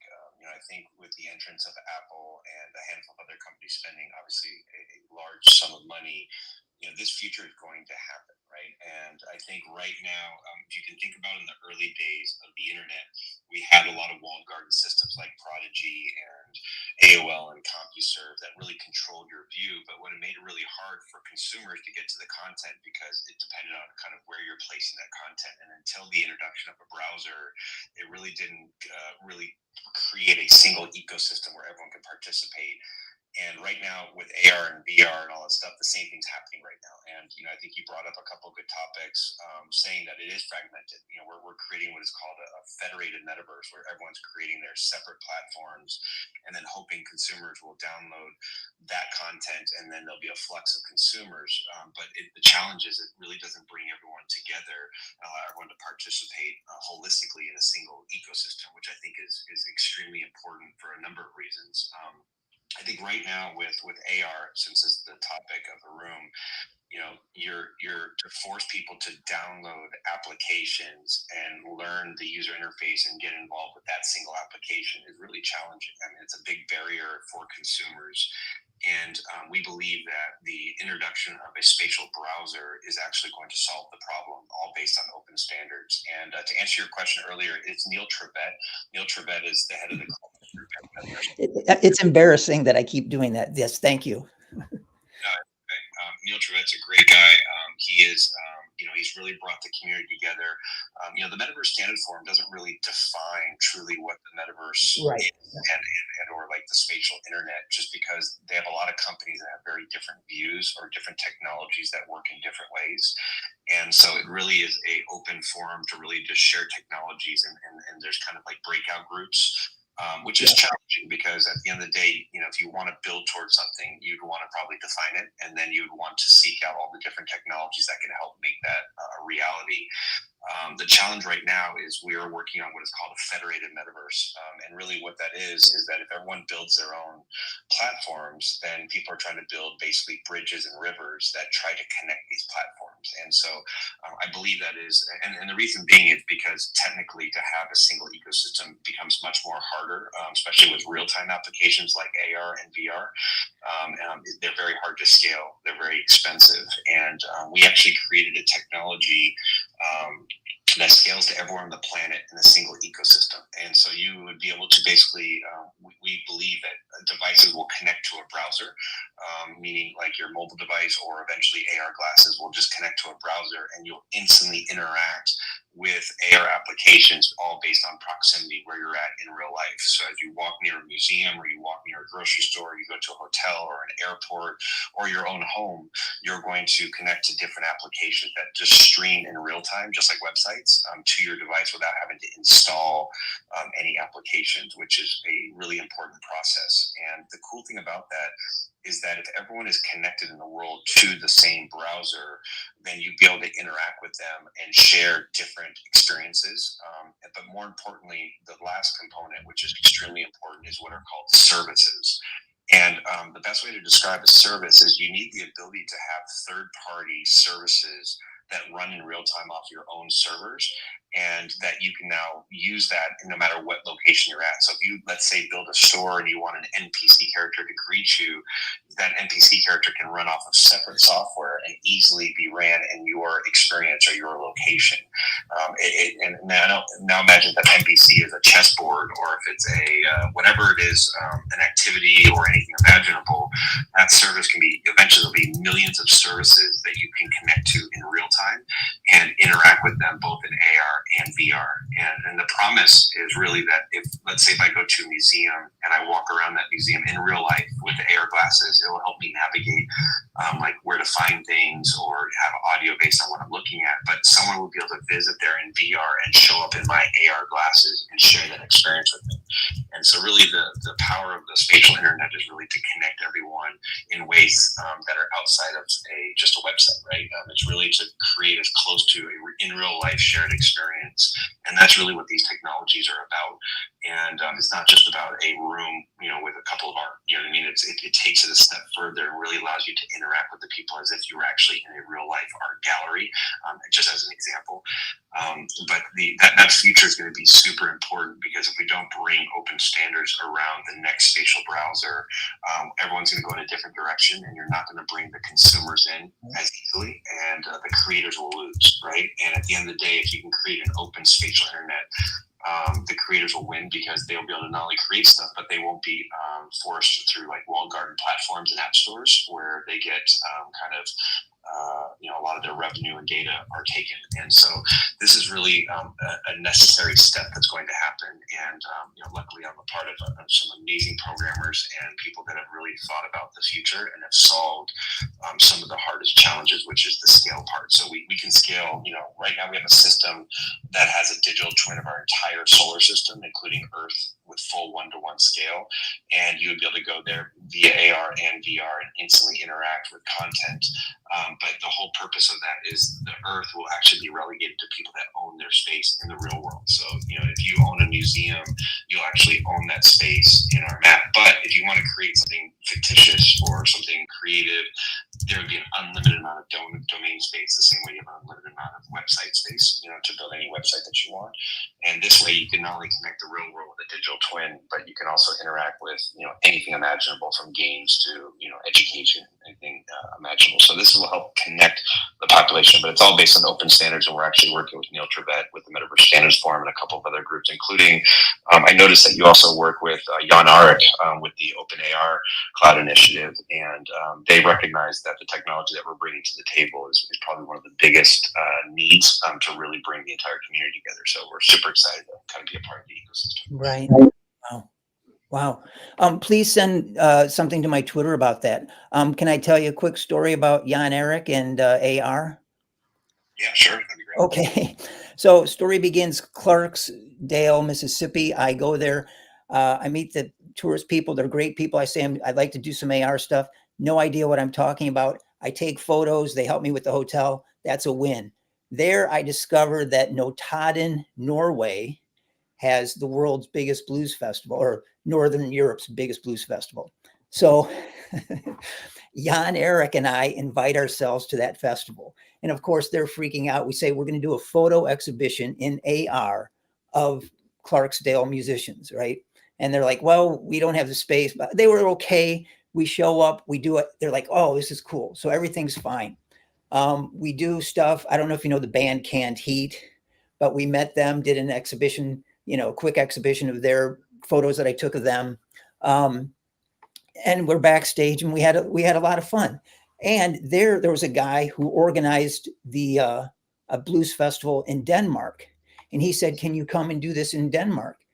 And we could have if we had money.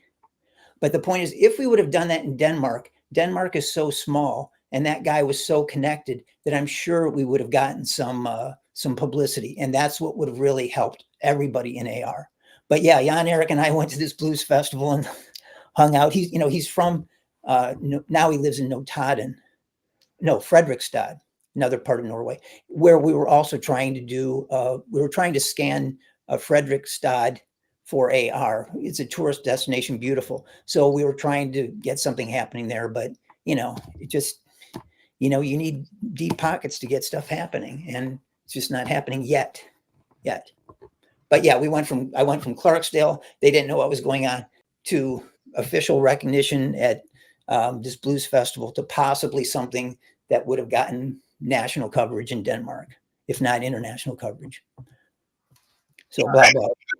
That's a great story, and I think there is I think people can't conceptualize the importance of what AR is going to do to our society.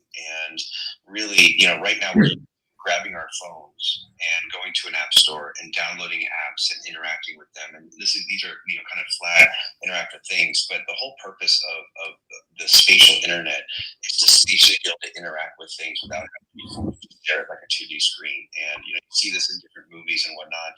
But it's a natural way for humans to interact with things. And right now we're if you look at like even why Apple entered the space, I would say they're early, but they had to be early. Apple is typically late to the game. They wait until things are, I wouldn't say perfected, but are successful, and then they come in and just have better software and really try to excel in a market. The reason why they're there early is it's really developing the operating system and how you're going to interact with these technologies, which takes time to perfect. And you have a lot of companies now that are spending money on to get glasses that are eventually very small and thin and easy to use. And the whole purpose of this is well beyond just even consumers. Even think about sitting in I use the airport example as a really good one. If you are a consumer and as you walk into the airport, instead of you having to whip out an app, you're just going to walk near a prompt or a place, and you'll instantly be connected to that AR application and be able to do your bag drop or buy food at a food court or say, hey, where's my gate? And it'll show you, follow this digital green line on the real floor to help you find your path to your gate and whatnot. But more importantly, the people that actually work there will also be using AR applications where they'll be able to greet you by name. They'll be able to, if they're in charge of the bags, they'll know which bags go to which planes because it'll all be digitally tracked in real time.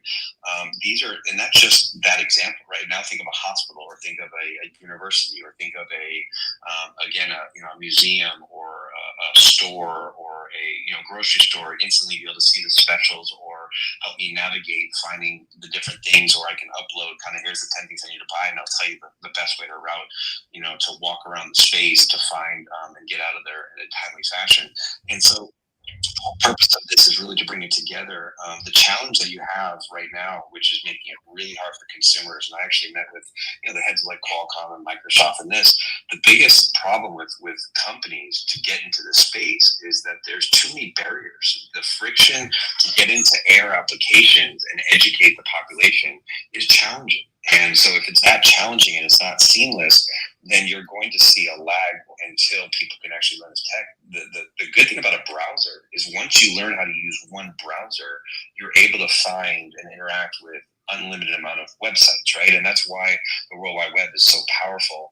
And so we have to move away from these walled garden platforms and really create open standards around a browser and the technology necessary to enable everyone to participate. And this will unlock the entire community at a rate that would be way faster than trying to force someone to download, let's say, Roblox, right, to get into an application or something. I mean, it's the freedom of the web really not only protects the creator, but it makes it seamless for consumers. And it also makes it really seamless for businesses, because the businesses know all the consumers are going to go through a browser. They now can pick their place and really build it out, knowing that they own their data, they own their revenue, and they control that location, and they can now interact with consumers much easier. And so once this progression happened, you're going to see this really transform very rapidly. And it's not going to be like, oh, what's this AR thing? It's going to replace really most 2D things. And the same way that, like, I don't know if you guys remember when there was a big security with CrowdStrike, where like airports and things went down because they were connected to the internet. Well, at some point when the spatial internet goes down, you're going to have the same problem, because that's how we're going to interact with each other. That's how businesses are going to be ran. And it's going to be a major evolution to what we can conceptually understand or see right now.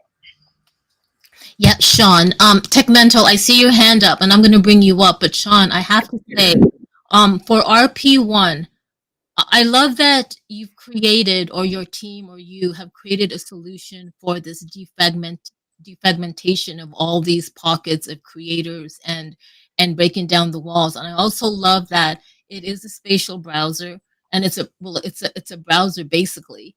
And I love that in terms of human behavior or user behavior, users are already very familiar with browsers. So number one, I love that you're providing that solution for the defragmentation. I love that you're literally, it's like a no-brainer, because people use browsers, and just to integrate the browsers into whatever devices or hardware devices where we're going to visualize or experience and see whatever AR, XR, 3D asset we need to. I think that's fantastic. People in the Twitter space, I did put a link up on the Nest to Sean Mann's RP1, the first spatial browser, or the first metaverse browser. And for those of you watching, sorry guys, Metaverse Radio, it's all audio, but you can always connect with me or join into the different multi-streams. I also posted it up here. I shared it on the videos that we're doing. Like, I think that's fantastic. Like, kudos to you guys, to you, Sean, for thinking about that. And I'm really hoping that the adoption of a spatial browser, the RP1, is going to be a thing, because to me that's the perfect. That's just me though. This is the perfect solution. Well, and I just want to add one note, and thank you very much for those kind comments. I want everyone to realize that it's not just about RP1. I think to build standards, you have to have something that people can understand what it is, and then you can build standards around that. The internet was a little bit different, because the internet was built for very different purposes, and then eventually it migrated into the World Wide Web. And what we're touting is we're showing or paving the way on how you can actually build out a single ecosystem.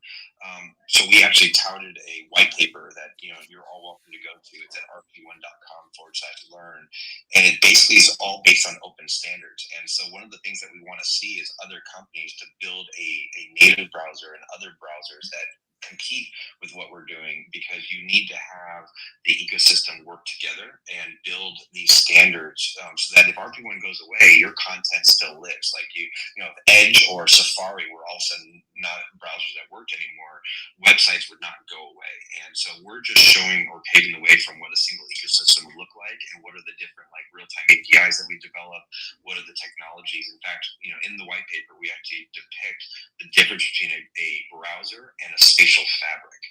And the spatial fabric being kind of your map and your audio or whatever minimal features that you need to be able to interact with these spaces. And anyone can build a spatial fabric, and anyone can build a spatial browser based on these open standards. And so we just happen to be, I think, the first in the world that has built anything that even looks like a spatial browser that streams in real time, that's not based on an app that you install. And so I'm hopeful that eventually the community will kind of jump and kind of support not only what we're doing, but potentially build out the WordPress of the space, the new browser, or build out other tools and marketplaces. And there's an unlimited amount of stuff that can be built based on the ecosystem that we're touting. But anyway, thank you so much. I appreciate the time. No, Sean, I'm so glad you came up to speak. This is fantastic. TechMental, before I bring you up, I do want to do a shout out to John Cavey. Thank you for joining. Hey, Strawberry OVR, thank you for joining. Silent Dave, I see you in Texas Prime. You guys who have stayed, and Meta Rider, you guys who have still stayed here, thank you so much. I really appreciate it. I'm learning so much. I really am. And TechMental, go ahead and open up your mic.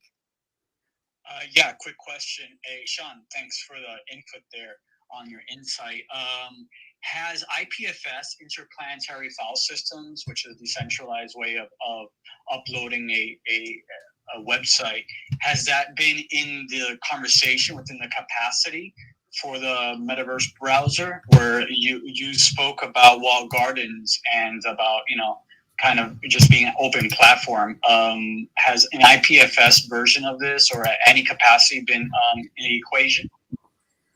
Absolutely. The centralized aspect of it is all based on where you do with your data. So if you own a certain location and you want to store your data, because remember, just like websites and you own your own website, you will in the browser, the spatial fabric, you would own your own space or lease it, to be honest with you, because even in domains, you still lease it because you pay a fee, on a yearly basis. If you don't, pay it, you lose it. So you lease space, but what you do with that space and how you want to manage your data is really up to the creator, right? The owner of that space. And so that's where IPFS would be effective. I think when it comes to identity, you would also have a lot of an unlimited amount of blockchain solutions that can be there, that it would be up to consumers to decide who manages their identity as they move or traverse or walk or teleport to different spaces.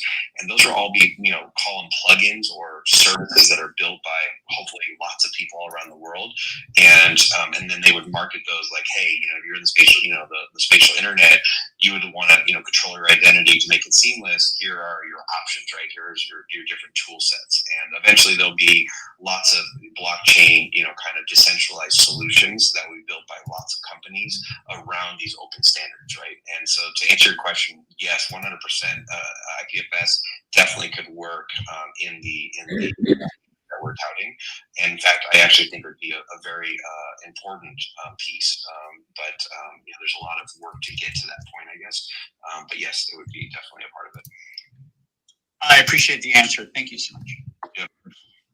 Wow, thank you guys. So it's 2 minutes to the 2-hour mark, and I'm really loving it. I hate to end, but we don't have to end the Twitter space or the live streams, but we will be ending Metaverse Radio, the broadcast. So before we go on Metaverse Radio, I will need to say that this program's content does not necessarily represent the views of Metaverse Radio and is for entertainment only. It is not legal, medical, financial, or investment advice. The host, guest speakers, artists, and other collaborators may have personal or financial interest in the subjects they discuss. So please critically assess the information presented. Not all content is appropriate for all ages. Listener discretion is advised. Shout out to the listeners of Metaverse Radio and Fred and the Chi-Town team for giving us a platform to share stories and technology and whatever we're doing in whatever spaces we are. So Fred and the Chi-Town team, we really appreciate it. Tomorrow for Metaverse Radio, there is Web3 Wednesdays with @Hexadized. And on Thursdays, the Durbid One has I believe, a Twitter space and Metaverse Radio broadcast with philosophy and AI. So just check it out, guys. Signing off from Metaverse Radio. Thank you so much. But we're still here on Twitter Spaces and the multi-live streams. Sean, that's like amazing. And I love your questions, Lex or Tech Mental. Hey, Google, stop. Yeah, I'm gonna put up Google once in a while. Do you guys, Stephen, Hex, do you have anything to add to what Tech Mental or Sean had been saying? I'm glad to hear, the mention of the OARC and the Metaverse Standards Forum, because that, I'm a knucklehead when it comes to technical stuff, but if all these groups can't speak to each other, we're missing a huge opportunity. And RP1 sounds like it's a step in the right direction, if not the solution. So all the best with that. And thank you for pointing out Neil's correct last name. Thank you. I mean, I've learned so much, Carmen, wow, you're a superstar. Please don't underestimate how valuable you are, because you're really connecting a lot of important ideas and people and energy here. Thank you. Well, you're welcome. And I think thank you for whatever's happening, because I guess it's just meant to be like, however, we're just vehicles or vessels of for people to connect. And I've been in some of Sean Mann's spaces. I know he's popped in once in a while to the over the reality spaces and sometimes Tech Talk Tuesday.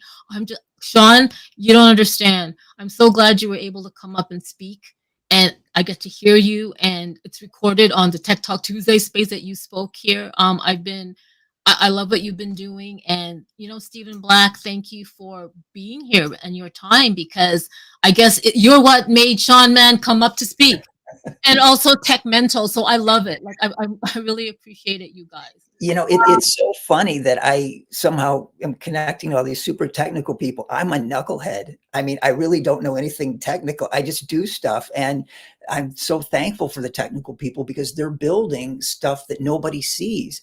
And I feel sometimes like it's my role to just get out there and say, look at this cool stuff.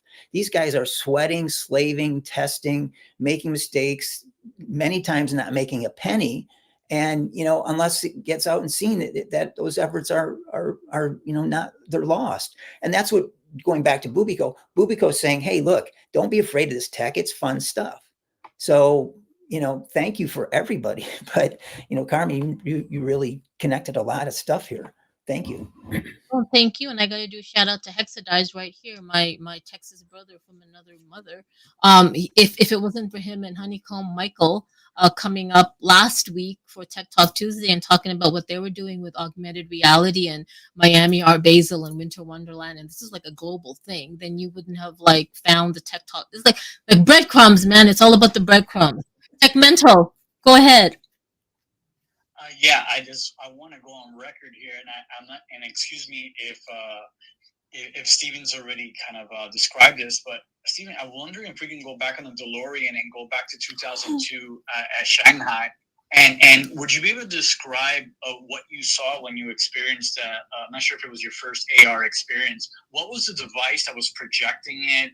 What were because we're talking 2002, so I think 2005, 2006, 2007, where the smartphones came into play and stuff like that. So what exactly? Yeah. Thank you.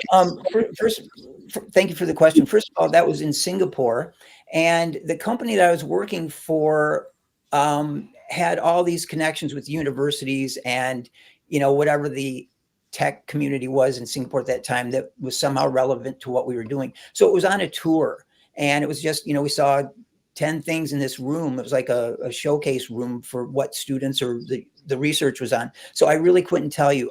I'm pretty sure it was a tablet that had something loaded, and it was just like a colored piece of wood. And when you pointed it at that piece of wood, it was the letter A, I believe. It was, I was like, oh, that's kind of interesting, because there's nothing there unless you have so it made an impression that I remember it.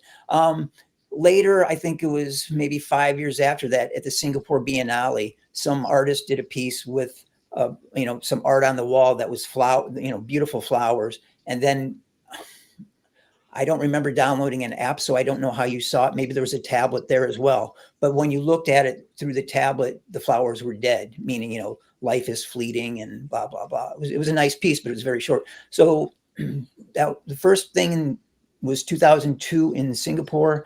I think the National University of Singapore. Couldn't tell you very much more about that. And same thing with the art piece. I couldn't tell you who did it or what tech was involved. Sorry. My thing with that startup was we were doing something like YouTube 3 years before YouTube. So I was generating content and then kind of supervising the model makers and making sure the 3D game making platform was on track. So we weren't really doing AR there. Okay, yeah, I was wondering if you had kind of like that hologram feel to it, right? Because I remember at that time there was people were experiencing. I'm not sure if it was the Tupac on stage or stuff. There was a lot of hologram talk. I know at the time as well there were kind of like the talk about 3D television. So there was that kind of essence within the tech field. Right. Yeah. No. I the 3D TV. That 3D TV. I got a lot of stories, but I was writing for a 3D website, and these guys in Hong Kong did a 3D movie with the famous director Choi Hark, and it was a fight scene, and it was so beautiful. It was like this really big fight scene in 3D. It was fantastic, and I remember thinking, man, this is a demo that's not going to be seen by any public. If they had just spent 1 minute in the beginning saying, I'm a bad guy, and this is why I'm a bad guy, and you're a good guy, and this is why we're going to fight, they would have at least made it, right, something that could live beyond that. And I thought, man, all that money and that demo didn't go anywhere, right? And it was a famous director, probably famous stunt actors, but they really inspired me that, if you make a demo, make it that it lives beyond. That's why Bubico came about. I used to work for Cartoon Network, and I thought, man, if we can just come up with something that humanizes this and it's fun, something will happen. So I'm digressing there, but blah, blah, blah. Stories, I got a million of them. No, that's where you pop up the sticker. That's where you just go, this is and at some point, I've got all kinds of ideas for, Bubico and apps. I mean, that thing about her walking on the table, that's burning in my head all the time. Still there. That's still there. Yeah. So, eventually Bubico will walk on the table and say,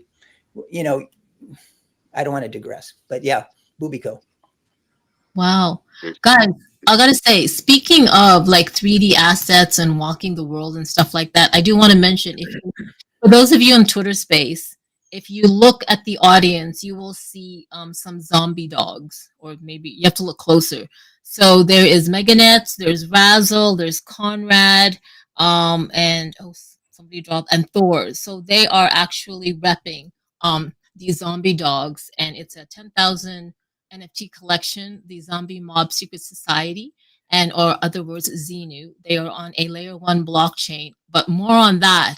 I do need to end this, but before we do end it, I will say that I'm going to be playing, there's Kingilla. He is a DJ, rapper, music producer, and he's also part of the Zombie Mob. I will be ending this live stream Twitter space with one of his songs called Zombie Mobbing, because I love it.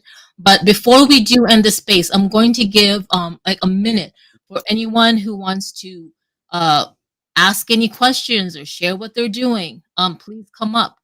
And I really want to be respectful of people's times. Man, my lips are blah, blah, blah. And but I want to give people the opportunity to come up and speak. So raise your hand. Like, again, Tech Mental, I really appreciate you coming up and speaking, sharing what you're doing, asking these really great questions. Sean Mann, I love that you came up and spoke, and your information is pinned up to the nest. I also put it up on the live stream. If you go up to the nest, you will see the rp1.com, and then once you're on the website, you can download the white paper, guys, and look at that. In addition to, shout out to all the creators, Honeycomb, Tech Mental, LM Designs, again, Altered Alley, all the stuff you're doing on Spatial, and you know what? Altered Alley did something interesting. He got what is it? Like a bunch of he got Grok and a whole bunch of AI stuff to do some tattoo thing. I don't know. I need to actually ask you something about that. And shout out to Era Labs for all the great designs you are doing. Sean Mann. I just wanted to add that, in about 2 months, we have a global open demo that's going to happen where anyone will be able to come to rp1.com and instantly enter into this space and connect with anyone from any device, including mobile, desktop, and VR as well. And so I just want to obviously welcome the entire group to join. Welcome to come to Discord, on our Discord channel, and obviously this is about the creators. In fact, all of our programming, all the things we've done is actually to unlock the ability for creators to finally have a free space to build out and not be controlled by some type of wall guarded system. And so we're hopeful that we can build a community around open standards, because this is what it's going to take to really have the community excel. So super excited to be a part of it, and can't appreciate you enough for running these rooms, because it helps really just get the dialogue and really bring people together with similar interest that all want to make a change in their lifetimes. So thank you so much. No, Sean, thank you for sharing that. So 2 months. Is there a specific launch date, or just 2 months, and then we'll just have to, please follow Sean Mann, Tech Mental, follow everybody here that's on the Twitter space. You have a launch date for that? You know what, we do. I don't like giving it out, just because when you're with a small team doing things that billion-dollar companies can't do, sometimes you don't meet those deadlines. So I think we're right around the 2-month mark, give or take. I have unbelievable programmers that are solving amazing things, but when you have 4 programmers full time, it's there's only so much you can get done. So right now we're looking at right about 2 months. It could go a little bit longer, but if you just check, if you're on our Discord, obviously we're going to make announcements. If you follow me, I'm going to make announcements. So, and I'm on LinkedIn as well. So you guys will all definitely know as we get closer. If we get enough people, I'm even happy to do a private demo. So if you ever want to do a private demo before the global launch, it's as simple as me creating a special URL that you can put in your desktop browser or inside a VR headset, and we can actually all jump in there. And you can go to space. We have a digital twin of Earth, so you can go to. We have about 4 or 5 locations we built on Earth, and you literally can walk there, teleport, you name it, instantly talk with each other. You can go to space. You can go to see literally. You can stand at a space station and look down on Earth, and then you can actually fly to Earth to the actual 4 locations that are actually built. But it's massive. When I say massive, it's like true one-to-one scale, and the cool thing is you're never leaving the ecosystem, and it's all being streamed to you in real time. So it's not like you're waiting for all these downloads and installations. It's all instant, just like how you go to any website and download this. It's probably one of the we've had some of the biggest people in the industry come in, and they're just jaw dropped on what's possible. So if you ever want to reach out, I'm happy to bring an entire community in just to sample it, or get kind of like a pre-demo, if you will, before we do the whole the global demo launch. But more than happy to share that with you guys. You know what? Thank you. I think we would love that. I think LM, Ira, Altered Alley, I know Honeycomb and Hex. I personally, I think I'm going to pull in Brover and Strawberry Texas Prime. Yeah, let's all get together, and thank you for that opportunity to get a demo before the launch. Like I'm there. We'll figure it out. We'll totally figure it out. Before we go, Stephen, Hex, do you have anything you want to say? Any last? Just thank you, everyone. Thank you. Look, I'm overwhelmed, actually. Yeah, I really am. like I'm with both of you on this. Thank you, and I'm overwhelmed. Yeah, like I'm so I don't know what side I'm on for you guys, but I'm in the middle. So, but yeah, no, I'm soaking all of this in right now. This is. I thought I was gonna do some things this November and December. It looks like I'm gonna add some more rabbit holes to my rabbit holes. It's like welcome to the world of now. I said it the other day. I understand now why the rabbit holes is because you're still inside the same berm. You're just, yeah. Yeah. I get it. I never really understood before, but I'm getting it. I'm starting to get it because I feel like part of the missing piece to all this is really what Sean Mann and his team is building.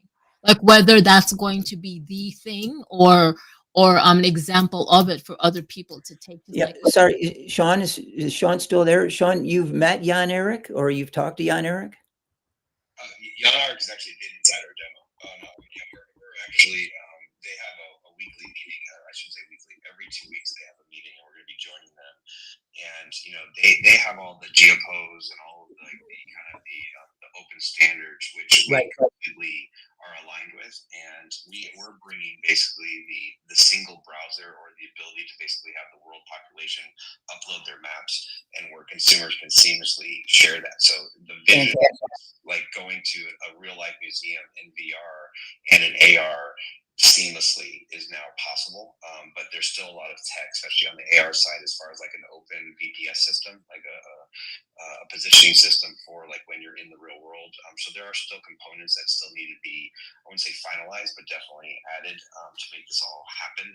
So it's we're definitely working with a lot of the open standard bodies. Fantastic. Yeah. Sean, you mentioned VPS, the visual positioning system. Are you familiar with over the reality? You are, right? I am. I don't know a lot about your back end technology. I understand obviously people can upload assets. What would be really interesting though, for us, and I've been thinking about this. I am connected with Thomas, but we haven't formally actually gotten together. But eventually, a lot of people are going to need the ability to create digital twins that will work for the open, spatial internet. And the requirements of that are very different than download data maps. And these are problems that need to be solved. And if there's a way to incentivize people, like you guys have done, to go ahead and map out things and then have those assets readily available for, some type of project, or for your company itself, or whatever the case may be is. But I do believe that once these open standards are agreed upon, and you have maps that people can go visit with the multiplayer aspects. I think that's super important because you can go to Google Maps, right, by yourself and go anywhere and see things. The question really is how do we socially interact with these technologies? And without the scaling technology to connect people and their audio and their visual information and their expressions, all these types of things, then really what is the power of those maps? And that's really what RP1 is bringing to the table is it's really connecting people and their information, meaning like their they're sixed off, which is 6 degrees of freedom. So if I'm in VR and I move my head or lift my arms up, you can see that interaction. And even if you do it on a desktop, your webcam will also be able to grab that from your real live webcam and transfer that into your avatar so that you can interact with people, which will be pretty seamless. And mobile devices gets a little bit more tricky, but it's still possible. But again, these are not all things that RP1 is going to be building. We're building the foundation of how you connect the population on this planet in real time, and then enable all the artists and creators and programmers to build content that they want to share with them. And eventually there'll be lots of companies that build different services and different plugins type stuff that allows all of this to really gel together. But yeah, I'm always happy to learn more about what you guys are doing and seeing how that works towards like the open standards and whatnot. The challenge that you always have is that a lot of companies have spent a lot of time and a lot of money to build for precompiled applications or standalone type of experiences. And it's not that we don't want to work with those companies, but we're creating, it's kind of like when you build a browser, everything has to conform to how browsers work, right? And how you do on-demand content, how you do the multiplayer. But all those different verticals and companies that want to raise their hand saying, we can help with this piece or do this piece. There's a reason why WordPress became a billion-dollar company. They were the first ones to really build a suite of tools on the open standards. So there's a way for companies to explode because they're the first, including like even like a moderator company. Like a lot of people are like, well, how's RP1 going to help moderate? I'm like, well, wait a minute, RP1 can't moderate the entire internet, right? That is for moderator tools to be built where you have different AI things or different services that will actually moderate the audio, where you could decide if people, if they're in your location and they use the F word or something, you can kick them out, right? But who's going to build that, right? And that's not up to, Roblox themselves can't even police or moderate their own system. There are thousands of people that they've hired to make it really safe for kids.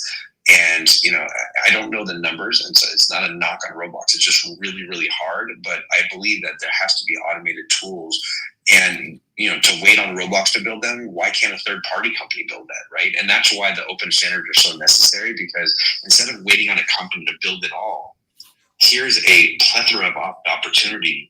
It's like the Wild West, right? For the next evolution of the internet, for everyone to build their tools, build like whatever your passions are. If you're like, man, I love identity. Once you understand what the open standards look like, you're like, I'll be the first to build an identity module based on some type of blockchain technology that helps manage all of your avatar information, all your personal data, so that if I walk to, the hospital, that I can now easily, seamlessly say, yes, allow my data to be shared. Or if I go somewhere else, I can, reserve or be, have some type of anonymous aspect of interaction with those people. Those are things that, you want a company or an individual to think about 24/7 and build the right tools for that problem, right? Not wait for a company like RP1 or Roblox or anybody like this to solve all these things individually. And that's what's going to allow this whole industry to progress really fast, is when you start getting all these passionate people like the people in this room that can see the future but want to find a way to participate. Because most of the people in this room and anywhere else is left out, because you're at the mercy of a walled garden, AOL, Prodigy, Roblox that basically dictates what tools they pick and choose, what they can monetize. They can pick and choose how long you need to wait. If you had an open ecosystem, there's no waiting. Now you have lots of companies that will continue to build and solve these problems and make a better experience for everyone in the world, versus saying, this is my window that I have to work with because I have no other choices. And so I'm hopeful that there will be people that will upload. Going back to your question, there will be companies like yours that find a way to incentivize or get people to upload digital twin aspects up to the map.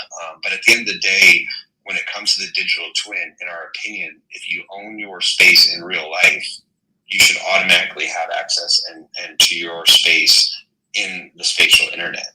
And the reason why that's important is because if I own a home and I, let's say it has a certain, it's a 1 acre, whatever it is, I should own that space and be able to now upload my own spatial fabric. I should be able to have all my home automation. I should be able to have all the things that are spatially, next level in how I interact with my house, like a toaster oven and, my lights outside and my landscaping, all these things. You would need to be able to have that location so that as you come near your house, you'll automatically connect through the browser to that spatial fabric and be able to interact with all those spatial applications. And so these are the things that are important. And so you have to rethink kind of how do you provide services for all these people that own real life space and make it seamless for them to start building these applications. And it's going to open up a massive amount of job opportunities, right? It's going to be an explosion where, you kind of have things go away because of AI, but you're going to have new jobs that are created. And I think people just don't realize what's coming down. I mean, it's going to happen, and you're going to have real estate. You're going to have, you're going to be able to buy homes just by remotely going there and interacting with people in a way that you couldn't do before, right? Just really seamless interactions that are going to make it really special. And that's why, I'm hopeful that we're all excited in this room, because it's always been like in 5 years, 10 years, it's going to happen. But we're really at the true beginning of this sprint. And, to have giants like Meta and Apple spending billions of dollars and having all these new tech companies solving for those products so they can make money, you're going to see an explosion in this tech. It just takes time, right? And I think the spike is going to be much faster than we all could conceptually understand. So it's going to be exciting. Yeah. Sean, my goodness. Now, since I have you here and I'm talking to you, you know what I would love? Everything that you've been saying, I truly believe that it would resonate with Diego Di Tommaso, our COO and co-founder. And I know you guys are connected, but you haven't really had that conversation. I would love to invite you to a Twitter X space with you and Diego. You get to talk about, what you're doing with the spatial browser. We get the audience listeners can hear from you. Then you'll get to hear from Diego what this whole map to earn, building digital twins and owning like digital spaces, geolocated spaces over the physical world. And then together have that conversation of what is it that Over can contribute to what you are building. I'm pretty sure there's something there. Would you be open to that? I mean, I don't know. I don't mean to put you on a spot. I just thought of that. No, it's okay. Look, I'm happy to speak with people that are passionate in this space that are solving for problems. I think the only challenge that we have is that there's very specific things that are necessary for the open standard. So when you're thinking about like actual internet protocols, it's less about solving for any individual or company. It's more about building towards the standards that we're eventually all going to use for the next 50, 100 years, right? And so I think it would be great to meet Diego. We are connected on LinkedIn, but I haven't chatted with them. But I think what you guys are doing are awesome. You guys are pioneers, right? You're pioneers in thinking about how people are going to interact in these spaces. And obviously, this browser discussion is very new. Again, we're working with the Metaverse Standards Forum and people, and they're all, I believe, jaw dropped because I've been told by some of the heads of these entities that this is the necessary step to actually bring the entire XR community together around these open standards. I think the challenge would be is how do you force some technologies that are built today based on different business models versus what's necessary for the open standards. And I think there's definitely a massive amount of opportunity. And maybe it's starting with I should probably have like a one-on-one conversation with Diego just so, because it's not about touting, what we're doing is better or this. They're just very different. But I think there is definitely space for companies to help do digital twins and maps of spaces to make it easy for them to start building AR and VR type applications. There's a ridiculous amount of opportunity in that space, and you guys are actually doing that. I think there's other amazing projects where, like, and I don't want to name them, but I'll just name kind of what they do. It's like I can get the Eiffel Tower, and then if I get that space, I can put a gorilla on there, and I can do like all these fun things, and that's great if you want to do it outside of the digital twiniverse. So in the browser, you not only have a digital twin of our entire, universe, our solar system, that is for replicating truly one-to-one what we do in real life so that you can have the AR, VR connection and interactivity. But there will also be another universe with unlimited land to build anything you want. So if you have the rights to the Eiffel Tower, you can go place that in a different location, a different domain space, and do whatever you like with it, right? And then people can go visit there because they want to interact with your art or, kind of like the different experience that you built. So people can do that. Because there's unlimited space, right? But I think the earth is really there for real life use, so that if you own a restaurant, you're going to want to be able to upload your menu system, and there'll be a company hopefully that will help restaurants. That will be their vertical. They'll be an expert in building AR content for restaurants, where it's like, hey, just do this, and when someone walks in, they can hit a QR code or a simple thing, and they're instantly connected to the menu and can interact with it and see pictures and even order without even having talk to a human being. And so you have those abilities to do that. And that's not something I'm building out, right? It's going to be massive vertical companies that are going to be built to solve just that problem, right? And I see like digital twins of universities. Eventually, every university is going to build their one-to-one scale university. They're going to own all of their land. Anyone's going to come. Someone's going to have to try to build that out and go sell pre-baked, all the technologies to make it seamless for the university to get into the spatial internet. And that's not going to be RQ1 again. That's going to be a vertical that makes billions of dollars working with, the thousands of universities to get them online spatially. And so that kids can walk around campus in real life and instantly be able to find classrooms, interact with people.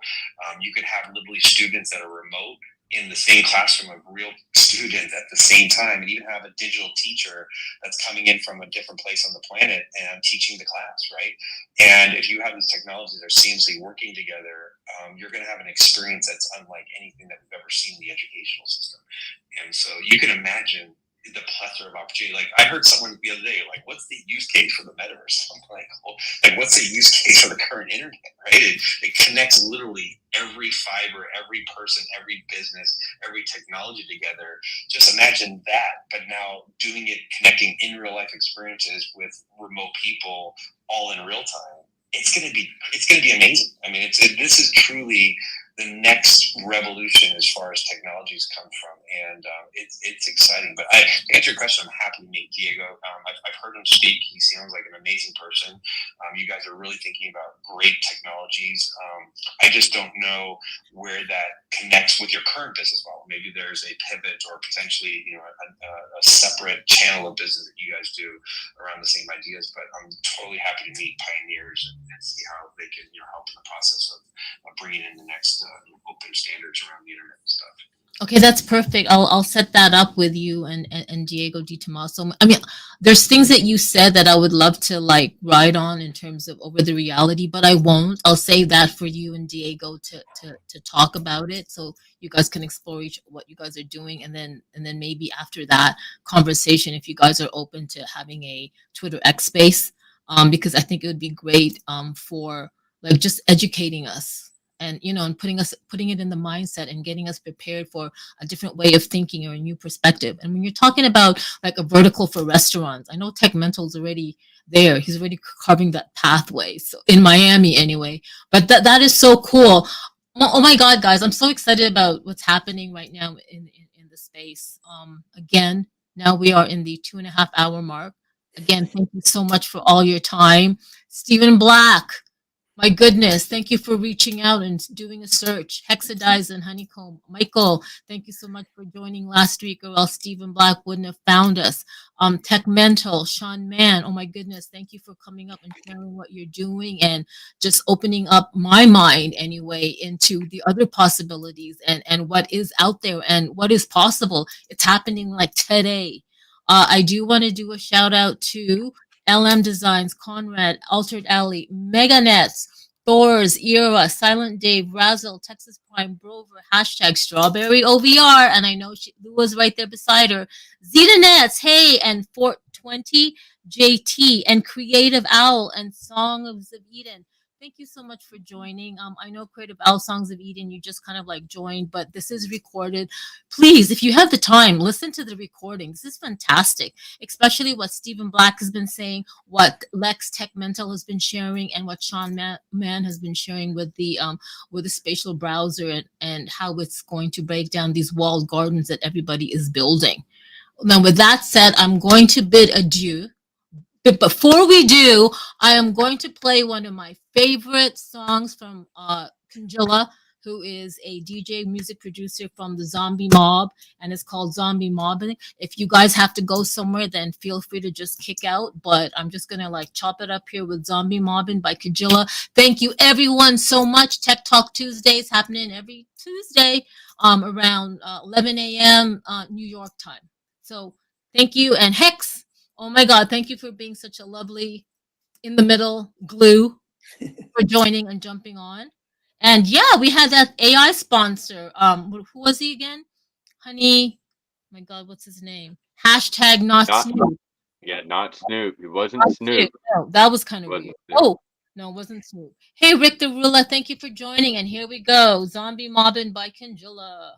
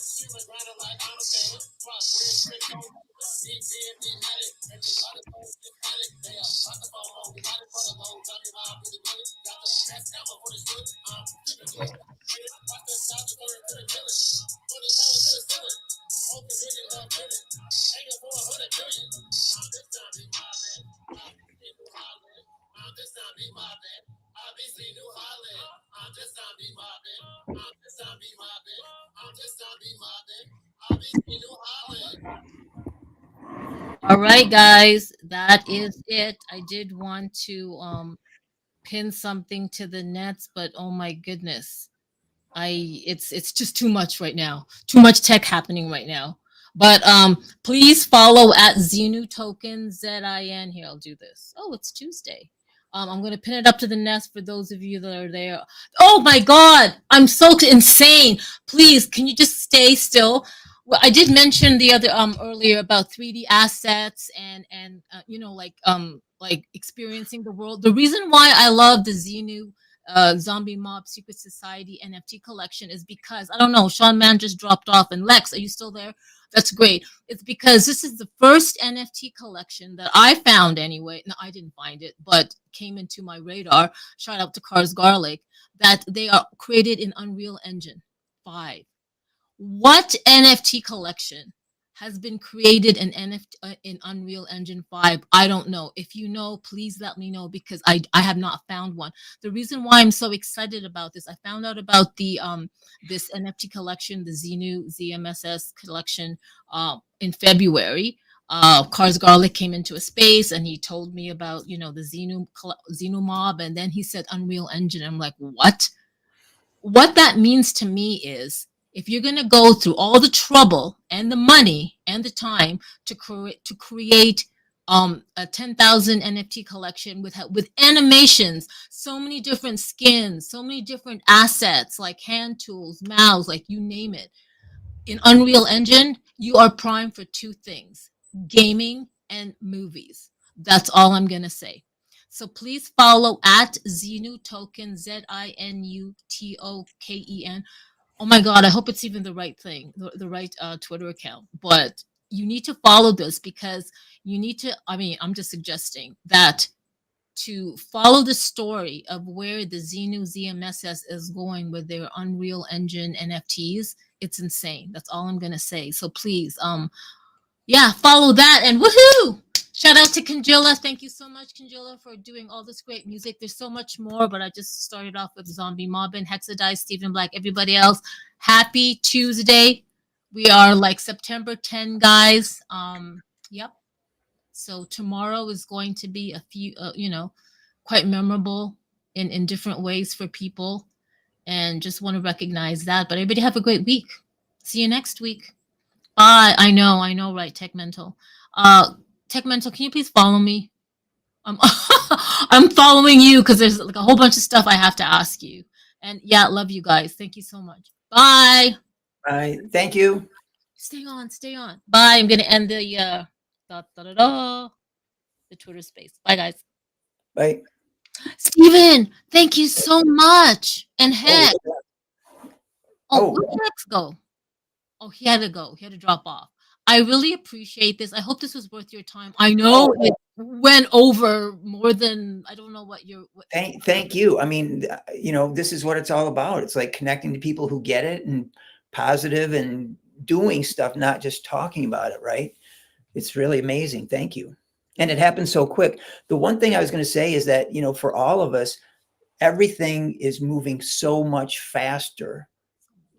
I mean, when I started, if there was one actionable piece of AR information, I was like thrilled if it was like once every 6 months, again, before ARKit and ARCore, and then ARKit and ARCore, and that was still kind of beyond me. And then it started to trickle down where I could actually access stuff. And now it's like every day there's something that's actionable or exciting. And this is like a huge spike in that. I mean, all that's, but today, this past 2.5 hours, so much energy and so much information. And Sean, I'm amazed because he's like, he knows really what's going on. I didn't know him, but the fact that he knows Jan Eric and all those guys, he's an anchor. He really knows what's going on. I'm going to DM you their Twitter links, their links, so that you can follow them, and then you can have that conversation also with Tech Mental. And Sean Mann and anybody else. I love that Sean Mann was open to having a demo, like a private demo for people before that launch. I think I'll create a Twitter group and bring people in with Sean so that we can have that discussion and we can all like coordinate, because that would be amazing, especially to experience the demo all together, all the creators and the creatives and whatever at one time in that moment in time. I think that's fantastic. Oh my God. I don't know. Like, I'm just so blown away, like what everybody said in the space. Yeah. Like when Sean's talking about one-to-one of the universe, I wonder if he knows Carter. I want to say Armstrong, but Carter is almost retired, but he was in charge of the Museum of National History in New York. And his thing is somehow he's like the pilot, and he literally goes through the universe, or, through the galaxy, or through our solar system. And I think his thing is 1-to-1. So I wouldn't be surprised they should know about each other. First I should check Sean's stuff. And from what he said, it's 1-to-1 of our galaxy, right? Is that the correct term? Our solar system, right? Oh, he said 1-to-1 of our Earth, Yeah. So but I think he said it even goes out into space. Okay. But 1-to-1 of space. I mean, the distances, I don't know how they do that. So I need to check that. Okay. But Carter is like, he somehow, I've seen him do it 100 times. He like pilots, and he'll say, okay, now we're going to go to Mars. And he's like driving over Mars. And it's somehow based on real stuff. I mean, his dad, I think, was a NASA scientist, and he's following in his footsteps. And anyway, he should know about this if he doesn't already. Okay. Well, you can have that. You'll have that. Please have that conversation with them, and then who knows? Yeah. We can go from there. Yeah, I'm going to find Sean on LinkedIn and just drop him a note right now and just say hi. So nice to find out about what you're doing. Okay. Not only that, can you please in the Twitter DM? You mentioned, what is it, immersible, like what is it, augmented reality city.com. Yeah. Can you please share those links or those links so I can look them up and share it with the group? Yes. Okay, definitely. Thank you. Okay. Oh my God, thank you. Thank you. Have a great day. Thank you for all the work that you do. I know there's a lot of stuff behind the scenes that we don't know about, and you're doing a great job. Thank you. No, and you're welcome. But I really appreciate your time. And yeah, we got to talk more. I'm Yes, going to yes. connect you with Hex and make Okay. know him. Okay. Have a good day. You too. Bye bye. Thanks. Bye. Thank you, everyone.